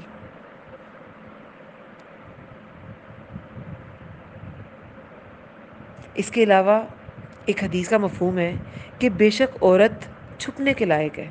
چھپائی جانے والی چیز ہے نا، مستورات ہے، عورہ. جب وہ گھر سے نکلتی ہے شیطان اس کو تاکتا ہے، تو اللہ کی رحمت سے قریب تر وہ تب ہوتی ہے جتنا وہ گھر میں ہوتی ہے. مفہوم ہے حدیث کا کہ شیطان اسے تاکتا ہے. تو پھر شیطان سے بچنے کا طریقہ یہی ہے کہ آپ گھر میں رہنا بہتر ہے. یہ بہتر چیز ہے. آپ بہت سی غلاظتوں سے بچ جاتی ہیں جو معاشرے میں پھیلی پڑی ہیں. اور دیکھیں کوئی ایسا واقعہ ہو جاتا ہے جس میں کوئی افیئر کسی کا چل نکلا، عورت کو زیادہ قصوروار کیوں ٹھہرایا جاتا ہے؟ کیونکہ بات شروع کرنے میں نا عورت کا ہاتھ ہوتا ہے. پھر وہ آگے بڑھتے بڑھتے ہو سکتا ہے پھر مرد جو ہے وہ بہت زیادہ ایکسیڈ کر جائے اپنی لمٹ سے، لیکن وہ جو پہلا سٹیپ تھا نا بات کرنا، وہ عورت نے اسے ہری جھنڈی پہلے دکھائی تھی. تو پھر اس کو بھگتتی بھی بہت زیادہ عورت خود ہی ہے. بدنامی اسی کے حصے میں آتی ہے. تو ہمیں کیا ضرورت ہے جب اللہ تعالیٰ نے آپ کا اسپاؤز لکھا ہوا ہے، جب اللہ تعالیٰ نے آپ کا رزق لکھا ہوا ہے، جب اللہ تعالیٰ نے آپ کو آپ کی ہر چیز پلان کی ہوئی ہے، تو آپ نے کیوں کسی سے فرینڈ شپ کرنی ہے اور اپنے لیے اسپاؤز خود تلاش کرنے ہیں؟ یہ اللہ کے ہاں اور اسلام میں یہ معروف طریقہ نہیں ہے. تو یہ دوستیاں، یہ تبرج ایک وجہ بنتی ہے نا دوستیوں کی اپیل ہوتے ہیں. جو اپوزٹ جینڈر ہے وہ آبویسلی اپیل ہوگا. ایک پردے والی عورت کو اب کچھ کہتے ہیں جی پردے سے زیادہ نمایاں ہوتی ہیں، لوگ نا زیادہ پردے والیوں کو دیکھتے ہیں. کیا دیکھتے ہیں پردے والیوں کو؟ اتنا کچھ جو ایکسپوز ہوا پڑا ہے اسے چھوڑ کے پردے والیوں کو دیکھتے ہیں. پتہ نہیں کیسے دیکھتے ہیں. اور اگر دیکھتے بھی ہیں تو ملے گا کیا دیکھ کر؟ کچھ بھی نہیں ملے گا. 2-4 دفعہ دیکھیں گے، ملے گا کچھ نہیں، تو پھر خود ہی نظریں ہٹا لیں گے. یہ سب آرگومنٹس ہیں. تو پھر تبرج سے مراد کیا ہے؟ اس میں 4-5 چیزیں آ جاتی ہیں موٹی موٹی، جو اپنے پاس آپ نوٹ کر لیں. ایک تو یہ جاہلیت کا ارتکاب ہے، اسے بچنا ہے. ٹھیک ہے، یہ اس سینس میں تبرج لیا جائے گا. اپنے جسم کے محاسن کی نمائش، جسم کے اور چہرے کے محاسن کی نمائش. اس کے علاوہ اور زیورات کی نمائش. یہ جو جھنکار والا زیور ہے، پائل، چوڑیاں، یہ نہیں، یہ آوازیں ایسی نہیں آنی چاہیے. ظاہر ہے وہ بھی متوجہ کریں گی مردوں کو. زیورات، اور اگر وہ نہیں بھی ان کی چھنکار، لیکن وہ دکھنے بھی نہیں چاہیے. آپ کا گلے کا، کانوں کا زیور نہیں دکھنا چاہیے، کیونکہ یہ حصہ آپ کے سطر کا حصہ ہے. ایون کہ رنگ بھی کچھ لوگ تو چھوڑ ہی دیتے ہیں، لیکن جب پہنے بھی، اگر وہ، میں تو ایسے کرتی ہوں اگر میں نے پہنی ہو تو وہ جو اس کا اوپر اس کے جو بنا ہوتا ہے، جو بھی اس کا باہر کی طرف موٹو ہوتا ہے، میں اسے اندر کر دیتی ہوں جب باہر نکلتی ہوں. تو وہ سادہ چھلا ہو جاتا ہے. وہ آپ اندر، کیونکہ ہاتھ جو ہے وہ سطر سے باہر ہوتے ہیں، اس کی اجازت ہے. کچھ اس میں بھی گلوز پہنتی ہیں.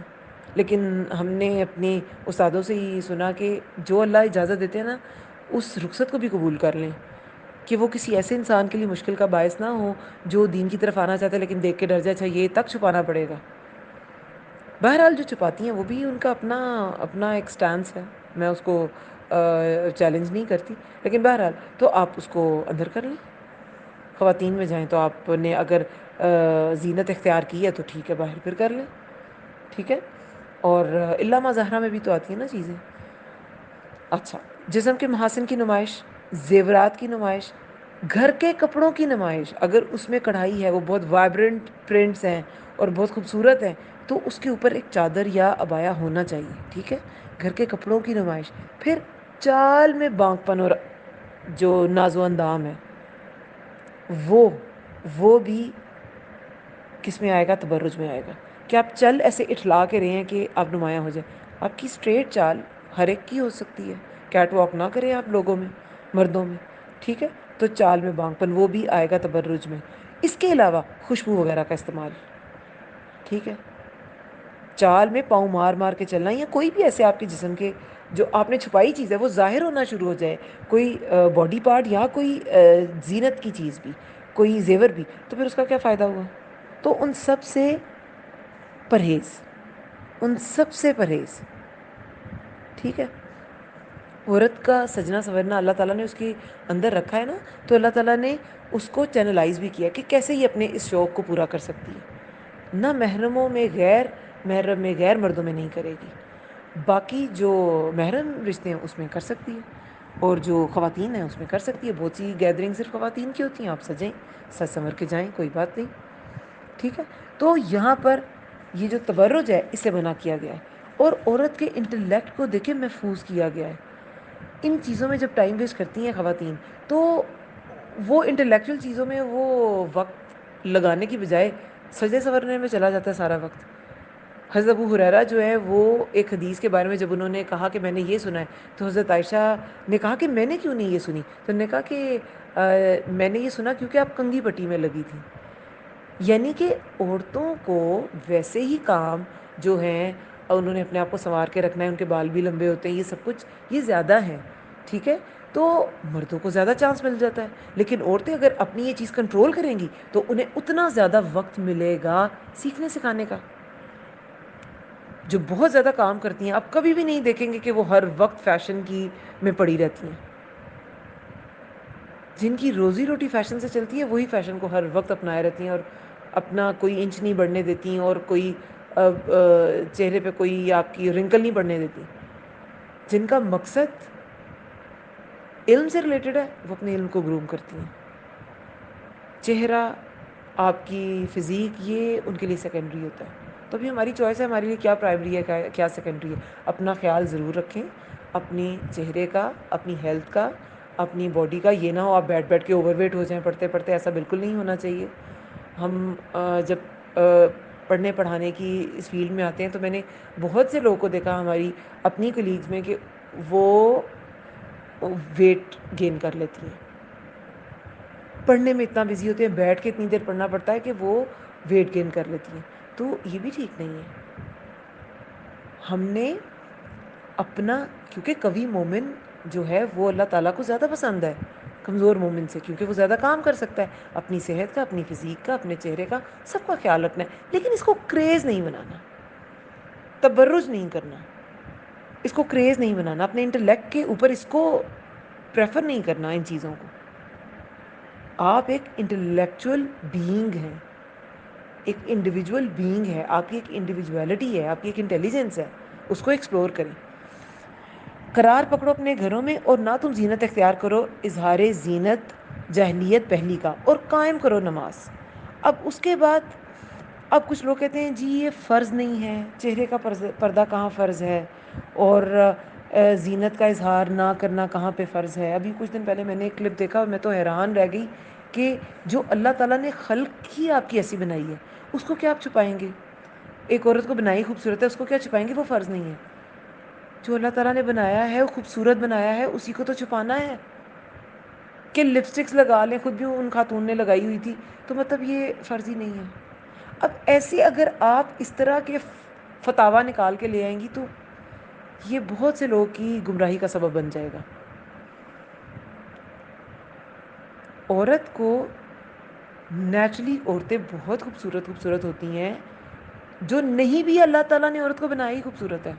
سب نے پردہ کرنا ہے، اور اپنے آپ کو پرومیننٹ نہیں کرنا، اپنے میک اپ کی نمائش نہیں کرنی ایسی کسی بھی لاجک سے. تبرج کا مطلب ہی دیکھیں بروج سے ہے، پرومیننٹ ہونا ہے. تو اگر لپسٹک سے آپ کیا پرومیننٹ نہیں ہوگا آپ کا چہرہ؟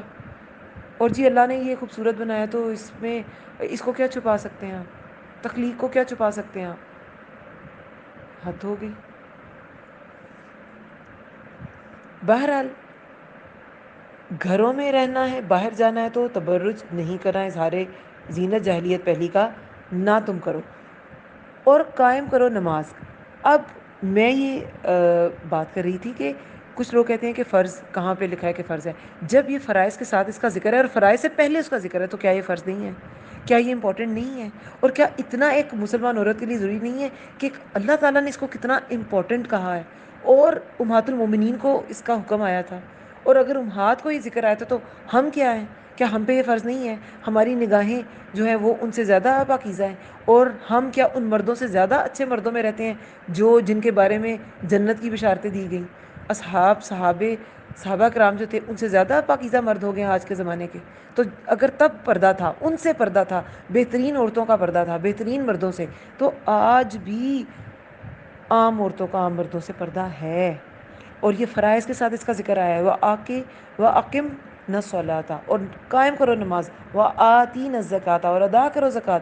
وَأَطِعْنَ اللَّهَ وَرَسُولَهُ، اور اطاعت کرو اللہ کی اور اس کے رسول کی. انما، بے شک، یرید اللہ، چاہتا ہے اللہ، لیذہبا، کہ وہ لے جائے تم سے ناپاکی کو. یہ کیوں اللہ تعالیٰ فرما رہے ہیں یہ سارے احکامات؟ نماز قائم کرو. نماز بھی ہم ڈیٹیل سے نماز اور زکوٰۃ کے بارے میں پڑھ چکے ہیں. نماز نبی بھی پڑھی ہم نے، اور زکوٰۃ کے مسائل بھی پڑھے، تو ڈیٹیلز ہم پڑھ چکے ہیں. نماز بے حیائی بری باتوں سے روکتی ہے. پہلے کسی بھی شر سے بچنے کے لیے تبرج سے بچایا، تبرج کا انکار کیا گیا کہ تبرج نہیں کرنا، اور اس کے بعد نماز قائم کرنا، وہ بھی بے حیائی اور بری باتوں سے روکتی ہے. زکوٰۃ ادا کرنا، یہ سب فرائض ہیں. اللہ اور اس کے رسول کی اطاعت کرنا. تو پھر کیوں یہ احکامات ہیں؟ کیونکہ اللہ چاہتا ہے کہ وہ تم سے ناپاکی کو لے جائے. رجس، ہر شیطانی عمل، گناہ، ہر وہ حرکت جس میں شرعی یا طبعی برائی ہو. شرعی جس میں شریعت بھی جسے برا جانے، اور جسے طبیعت بھی جسے برا جانے، عام عقل بھی جس کو سمجھ رہی ہو کہ یہ اچھی چیز نہیں ہے. ہر ایسی گندی چیز رجس ہے. اور اگر کچھ لوگ اسے، ان کی طبیعت پہ وہ برا نہیں ہے، جیسے کچھ معاشروں میں زنا برا نہیں ہے لیکن شریعت میں برا ہے، تو وہ برائی ہے. تو دونوں چیزیں. اور طبعی برائی کچھ تو ہر معاشرے میں ہی بری ہے. چوری، ڈکیتی اور جھوٹ، بیک بائٹنگ، غیبت، دھوکہ، یہ ہر معاشرے میں ہی برا ہے. جہاں پہ زنا برا نہیں ہے وہاں بھی یہ برائی ہے. تو یہ سب چیزیں رجس میں آتی ہیں. ہر شیطانی عمل، گناہ، ہر وہ حرکت، لکھ لیں اپنے پاس، جس میں شرعی یا طبعی برائی ہو، تو وہ ہے رجس. تو اللہ چاہتا ہے کہ وہ تم سے ناپاکی کو، رجس کو لے جائے. اے اہل بیت، اب اہل بیت کہا گیا ہے. یہ اہل بیت کون ہیں؟ اب کچھ لوگ کہتے ہیں کہ اہل بیت میں کون آتے ہیں؟ حضرت علی، حضرت فاطمہ رضی اللہ عنہما، اور حضرت حسن رضی اللہ عنہ، اور حضرت حسین رضی اللہ عنہ. تو ایسا نہیں ہے. حضرت عائشہ رضی اللہ عنہا سے ایک بار حضرت علی رضی اللہ عنہ کے متعلق پوچھا گیا، تو فرمایا کہ تم علی کے متعلق پوچھتے ہو جو نبی صلی اللہ علیہ وسلم کے محبوب ترین لوگوں میں سے ہیں، اور ان کی بیوی فاطمہ نبی صلی اللہ علیہ وسلم کو اولاد میں سب سے زیادہ محبوب ہے. یعنی کہ یہ لوگ ایسے تھے کہ یہ ایک دوسرے کو ایسے ایکسیپٹ کرتے تھے دل و جان سے، اور حضرت علی بھی انہیں امی کہتے تھے. حالانکہ جنگ جمل میں یہ آپس میں ایک دوسرے کے اپوزٹ تھے، لیکن تب بھی تعظیم تھی. اس کی ڈیٹیلز بھی کبھی ہم پڑھیں گے انشاءاللہ اگر اللہ نے جب موقع دیا. لیکن تعظیم بہرحال اپنی جگہ پہ تھی. حضرت عائشہ رضی اللہ عنہا کو گھر محفوظ طریقے سے حضرت علی نے ہی پہنچایا تھا، اور سی آف بھی بہت اچھے طریقے سے کیا تھا، خود گئے تھے کرنے. تو اہل بیت میں ازواج بھی ہوتی ہیں. ایک بار نبی صلی اللہ علیہ وسلم کہتے ہیں کہ اس حال میں نے دیکھی، حضرت عائشہ رضی اللہ عنہا سے ہی روایت ہے یہ حدیث، کہ ایک سفید کپڑے میں، کالے کپڑے میں ایک سفید کپڑا رسول اللہ نے ڈال دیا. کس پر؟ حضرت علی آئے، انہیں بھی لے لیا. فاطمہ رضی اللہ آئی، انہیں بھی لے لیا. حسن حسین رضی اللہ عنہما انہیں بھی لے لیا، اور کہا یہ میرے اہل بیت ہیں، یا اللہ انہیں ہر گندگی سے پاک کر دے. یہی آیت پڑھی انہوں نے. کون سی؟ بے شک انما یرید اللہ لیذہب عنکم الرجس اہل البیت ویطہرکم تطہیرا. یہ آیت تطہیر ہے. اس کو آیت تطہیر کہتے ہیں، کہ میرے اہل بیت کو رج سے ناپاکی سے پاک کر دے، ہر گندگی سے۔ تو حضرت عائشہ تعالیٰ عنہ نے کہا کہ میں بھی تو ہوں، آپ کے اہل بیت میں مجھے بھی کپڑے میں لے لیں۔ تو فرمایا تم الگ ہی رہو، تم تو ہو ہی، یعنی کہ ازواج بھی اہل بیت ہوتے ہیں۔ اہل بیت ازواج، دیکھیں کوئی گھر بیوی کے بغیر ہوتا ہے؟ آج کا مرد کوئی کہے کہ میری بیوی کے علاوہ سارے میرے گھر والے ہیں، تو دیکھیں پھر کیا ہوتا ہے۔ سورہ ہود میں آیت نمبر 73 میں فرشتوں نے آ کے اہل بیت کو سلام کہا تھا، آپ کے اہل بیت کو بھی سلام۔ تو اولاد تو ابراہیم علیہ السلام کی تب تھی نہیں، ان کی بیوی ان کا اہل بیت تھیں، بچے تو تھے نہیں، بچوں کی تو خوشخبری دی تھی اسحاق علیہ السلام کی، اور اسماعیل علیہ السلام جو ہے یہ دونوں مطلب آگے پیچھے کی ہی پیدائش ہے، لیکن تب کوئی بھی ان کی اولاد نہیں تھی، نہ حضرت ہاجرہ کی، نہ حضرت سارہ کی۔ تو اہل بیت بیوی ہوتی ہے، اور اہل بیت میں یہاں پہ ازواج مطہرات بھی شامل ہیں۔ اور یہ آیت ہی دیکھیں ان کے کانٹیکسٹ میں اتری ہے۔ تبرج جو ہے وہ نواسوں کے لیے تو نہیں آیا نا کہ تم تبرج نہ کرنا، ازواج مطہرات کے لیے آیا ہے کہ قرار پکڑیں گھر میں، الرٹ رہیں گھر میں، وقار سے رہیں گھر میں، اور اظہار زینت نہ کریں جاہلیت جیسا، اور پھر نماز قائم کریں، زکوٰۃ ادا کریں، اور اللہ اور اس کے رسول کی اطاعت کریں۔ بے شک اللہ چاہتا ہے کہ وہ ہر ناپاکی کو اہل بیت سے لے جائے اور وہ پاک کر دے تمہیں تطہیرا۔ کیا ہے یہ؟ مفعول مطلق، آگے مصدر کو ریپیٹ کیا گیا ہے، کلام میں شدت پیدا کی گئی ہے، اور وہ پاک کر دے تمہیں اتنا بھی کافی تھا۔ لیکن خوب پاک کرنا مصدر ہوتا ہے کسی کام کا نام، وہ آگے دوبارہ اس کا ذکر کیا گیا ہے، مفعول مطلق اسے کہتے ہیں۔ وَيُطَهِّرَكُمْ تَطْهِيرًا، خوب پاک کرنا۔ آگے 34 آیت میں ہے وَاذْكُرْنَ، اور یاد رکھو، ماں اس کو جو یتلا پڑھا جاتا ہے، فی بیوتکن تمہارے گھروں میں، من آیات اللہ آیات میں سے۔ یہ ازواج کے لیے ہی حکم ہے کہ جو آپ کے گھروں میں پڑھا جاتا ہے ان چیزوں کو میں یہ والے مینرز اپنائیں، اور آپ نے زندگی میں کرنا کیا ہے، جو زیادہ امپورٹنٹ چیز ہے وہ کیا ہے۔ برائیاں آپ سے چلی جائیں گی، آپ نماز قائم کریں، زکوٰۃ دیں، آپ اپنی جو تبرج ہے اپنی زینتوں کا خیال رکھیں، اور بیسک آپ کا مقصد کیا ہونا چاہیے، یاد رکھو اس کو جو پڑھا جاتا ہے تمہارے گھروں میں، یعنی وہی اترتی تھی۔ اور حضرت عائشہ رضی اللہ عنہا وہ زوجہ ہیں، وہ واحد زوجہ ہیں رسول اللہ کی جن کے بستر میں بھی وہی آتی تھی۔ حضرت عائشہ کی فضیلتوں کے چیپٹر میں یہ روایت آتی ہے کہ وہ میرے بستر میں، رسول اللہ میرے بستر میں ہوتے تھے جب وہی اترتی تھی۔ بہت بڑی بات ہے یہ۔ تو اس کو جو پڑھا جاتا ہے تمہارے گھروں میں آیات میں سے، اللہ کی والحکمہ، اور حکمت میں سے۔ امام شافعی حکمت سے مراد رسول اللہ صلی اللہ علیہ وسلم کی باتیں لیتے ہیں، کیونکہ رسول اللہ کی باتوں سے زیادہ حکمت والی باتیں کسی کی نہیں ہو سکتی۔ اور یاد رکھو اس کو، یہ ازواج کو کہے کہ آپ نے کرنا یہ ہے، یاد رکھو اس کو جو پڑھا جاتا ہے تمہارے گھروں میں سے، گھروں میں آیات میں سے، اللہ کی اور حکمت میں سے۔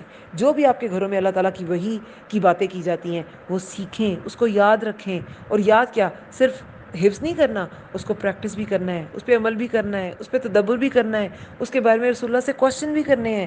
اور ازواج مطہرات کوشچن کرتی تھیں، اور حضرت عائشہ جو ہیں وہ تو بہت کوشچنس کرتی تھیں، اور بہت سے مسائل حضرت عائشہ نے جو ہے وہ کلیئر کیے صحابہ کے، کیونکہ وہ کوشچن کرتی تھیں بہت زیادہ۔ ان پہ کوشچنس بھی کرنے ہیں، ان پہ تدبر بھی کرنا ہے، اور حکمت کی باتیں جو رسول اللہ کی باتیں ہیں وہ بھی سیکھنی ہیں، وہ بھی یاد کرنی ہیں۔ ان اللہ، بے شک اللہ تعالیٰ، کانا ہے لطیفاً خبیرا، بہت باریک بین، خوب باخبر۔ آپ جو بھی عمل کریں گی، جو کچھ بھی کریں گی، تو وہ کیا ہوگا، وہ اللہ تعالیٰ باریک سے باریک، چھوٹے سے چھوٹا فعل بھی آپ کا جان لیں گے، وہ بہت باخبر ہے۔ تو اللہ تعالیٰ نے پہلے انہیں تبرج سے روکا، نماز زکوٰۃ بھی تبرج سے روکتی ہے۔ کیوں؟ نماز پڑھنے والا سی تھرو کپڑے نہیں پہن سکے گا، نیل پالش نہیں لگا سکے گا۔ زکوٰۃ کیا ہے؟ زکوٰۃ جو ادا کرے گا وہ اتنے بے تحاشا پیسے میک اپ، زیوروں، کپڑوں پہ خرچ نہیں کر سکے گا۔ تو یہ ساری چیزیں انٹر ریلیٹڈ ہیں، سارا کچھ کیریکٹر کو بلڈ اپ کرتا ہے۔ اس کیریکٹر کو بلڈ اپ کرنے کے بعد آپ تیار ہو جائیں گے کہ آپ دین کا کام کر سکیں۔ جیسے سلمہ نے بہت کام کیا، کیونکہ وہ آخری زوجہ تھیں ازواج مطہرات میں سے جو زندہ رہیں. یہ 64 ہجری میں ان کی وفات ہوئی تھی. واقعہ کربلا کے بھی 3-4 سال بعد سب سے آخر میں گئی تھی. تو یہ دین پھیلاتی رہیں. بہت سے لوگ ان سے مشورہ کرتے تھے, ان سے باتیں پوچھتے تھے. اور حضرت عائشہ جو ہیں وہ 48 ایئرس تک بعد میں رہی, کیونکہ 18 سال کی عمر میں تو وہ بیوہ ہو گئی تھیں. اور اس کے بعد کتنے سال انہوں نے تبلیغ کی ہے. اگر نہ سیکھتی تو تبلیغ کیسے کرتی؟ تو انہوں نے سیکھا, انہوں نے اس حکم پہ عمل کیا, حکمت کی باتیں سیکھیں, جو ان کے گھر میں وہی ہوتی تھی وہ سب کچھ سیکھا. اور اللہ تعالیٰ اور کوشچن کرتی تھیں. اور یہ سلمہ کا کوشچن ہی تھا کہ ایسا لگتا ہے جیسے عورتوں کے بارے میں تو کچھ کہا ہی نہیں جاتا, مردوں کے بارے میں ہی بات ہوتی ہے قرآن میں کہ سارا اجر جیسے انہی کو ملنا ہے. اور ان کے یہ جو ان کی ایک گلہ تھا, ایک شکوہ تھا, اس کے بعد پھر یہ آیت 35 نازل ہوئی تھی, جس میں مسلمین مسلمات ان کا الگ الگ ذکر کیا گیا ہے. مؤمنین مؤمنات انشاءاللہ وہ نیکسٹ لیکچر میں کور کریں گے. تو یہ ساری جو باتیں ہیں یہ ساری انسان کو بلڈ اپ کرتی ہیں. اور خاص طور پہ عورتوں کا ذکر ہے, کیونکہ عورتوں کے نا بہت سے شوق ہوتے ہیں, ان کے سجنے سنورنے کے, اور دوسرے بہت سی چیزیں, بہت سی باتوں میں, غیر ضروری باتوں میں وہ لگ جاتی ہیں. ایون کہ جسے سجنے سنورنے کا اتنا شوق نہیں بھی ہے, وہ بھی نہ غیر ضروری باتوں میں ضرور لگی ہوگی. وہ یا تو خاندانی جو پالیٹکس ہے اس میں لگ جائے گی, یا ان باتوں کی ٹو میں لگ جائے گی, اپنے خاندان میں کس نے کیا کیا, کیا کھایا, کیا پکایا, کیا پہنا, فلاں کے ساتھ کیا. ہمارا ان باتوں سے کیا تعلق ہے؟ ہمارے عمل سے ان باتوں کا کیا تعلق ہے؟ جس بات سے ہمارے عمل کا تعلق نہیں, اسے ہٹ جائیں. اسلام کی خوبصورتی کیا ہے؟ حدیث میں کیا آتا ہے؟ اسلام یہ ہے کہ تم لا یعنی چیزوں کو چھوڑ دو, بے مطلب چیزوں کو چھوڑ دو. تو ہمیں بے مطلب چیزوں کو چھوڑنا ہے, ہمیں ان چیزوں کے پیچھے نہیں پڑنا جو ہمارا قیمتی وقت ویسٹ کر دیتی ہیں. تو اللہ تعالیٰ ہمیں ایسا بامقصد انسان بنائے جو اللہ تعالیٰ کو پسند آنے والا ہے. ایسی عورت بنائے جو اللہ تعالیٰ کو پسند آنے والی ہے. ایسی عورت نہ بنائے جو جنت کی خوشبو سے بھی محروم ہو جائیں گی. کون ہیں وہ عورتیں؟ حدیث میں کیا آتا ہے؟ 2 قسم کے جہنمیوں کو میں نے 2 قسم جہنمیوں کی ابھی تک نہیں دیکھی. ایک وہ جن کے ہاتھ میں بیل کے دموں جیسے کوڑے ہوں گے, یعنی کہ ظالم حکمران اسے مراد ہے. اور ایسی عورتیں جو کپڑے پہن کر بھی ننگی ہوں گی, مائل ہونے والیاں, مائل کرنے والیاں, ان کے سر بکتی اونٹوں کی کوہان کی طرح ہوں گے. ایسی عورتیں جنتی خوشبو بھی نہ پا سکیں گی. ایسی عورتیں نہیں بننا.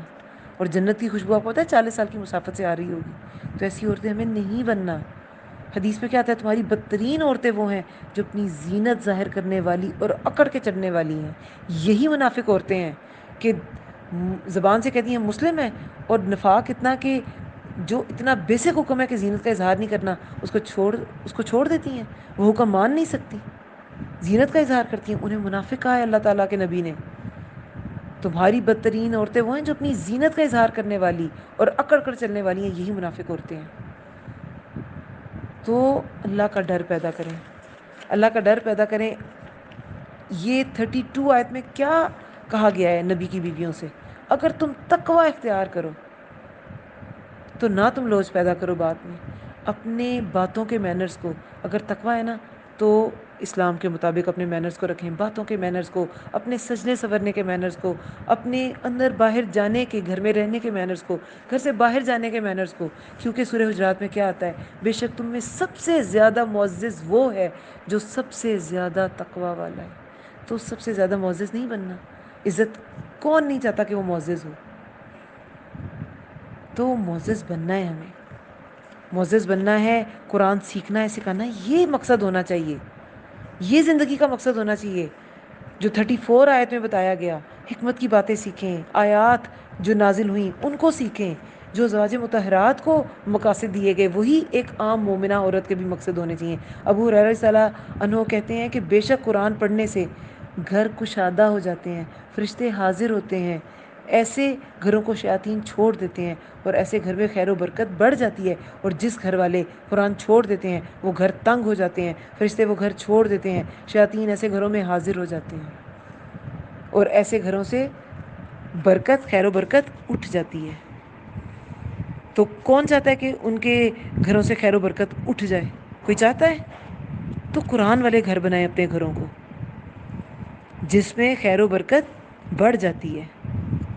تو اللہ تعالیٰ ہمارے گھروں کو خیر و برکت والا گھر بنائے۔ جو کچھ میں پڑھ رہی ہوں اللہ تعالیٰ میرے گھر میں خیر و برکت پیدا کرے، اور جو کچھ سنا جائے گا، یہ لیکچر جہاں جہاں سنا جائے گا، جس جس گھر میں سنا جائے گا، اللہ تعالیٰ ان سب گھروں کو خیر و برکت سے بھر دے، ان میں ان کو آسانی، ان کے گھر والوں کو آسانی پیدا، ان کے گھر والوں کو آسانی دے، آسانیاں پیدا کرے، وہاں پر شیاطین ایسے گھروں سے بھاگ جائیں، وہاں حاضر نہ ہوں۔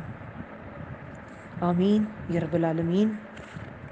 اللہم ارزقنی تفکر و تدبر لما یتلوہ لسانی من کتابک والفہم له والمعرفة بمعانیہ والنظر فی عجائبہ والعمل بذلک ما بقیت انک علی کل شیء قدیر۔ اے اللہ، تیری کتاب قرآن میں سے میری زبان جو پڑھتی ہے، اس میں مجھے تفکر، تدبر اور اس کی سمجھ عطا فرما، اور اس کے معنوں اور عجائبات کی پہچان کروا، اور جب تک میں زندہ ہوں اس کے مطابق عمل کروں۔ بے شک تو ہر چیز پر قدرت رکھنے والا ہے۔ آمین یا رب العالمین۔ سبحانک اللہم و بحمدک، نشہد ان لا الہ الا انت، نستغفرک و نتوب الیک۔ السلام علیکم ورحمۃ اللہ وبرکاتہ۔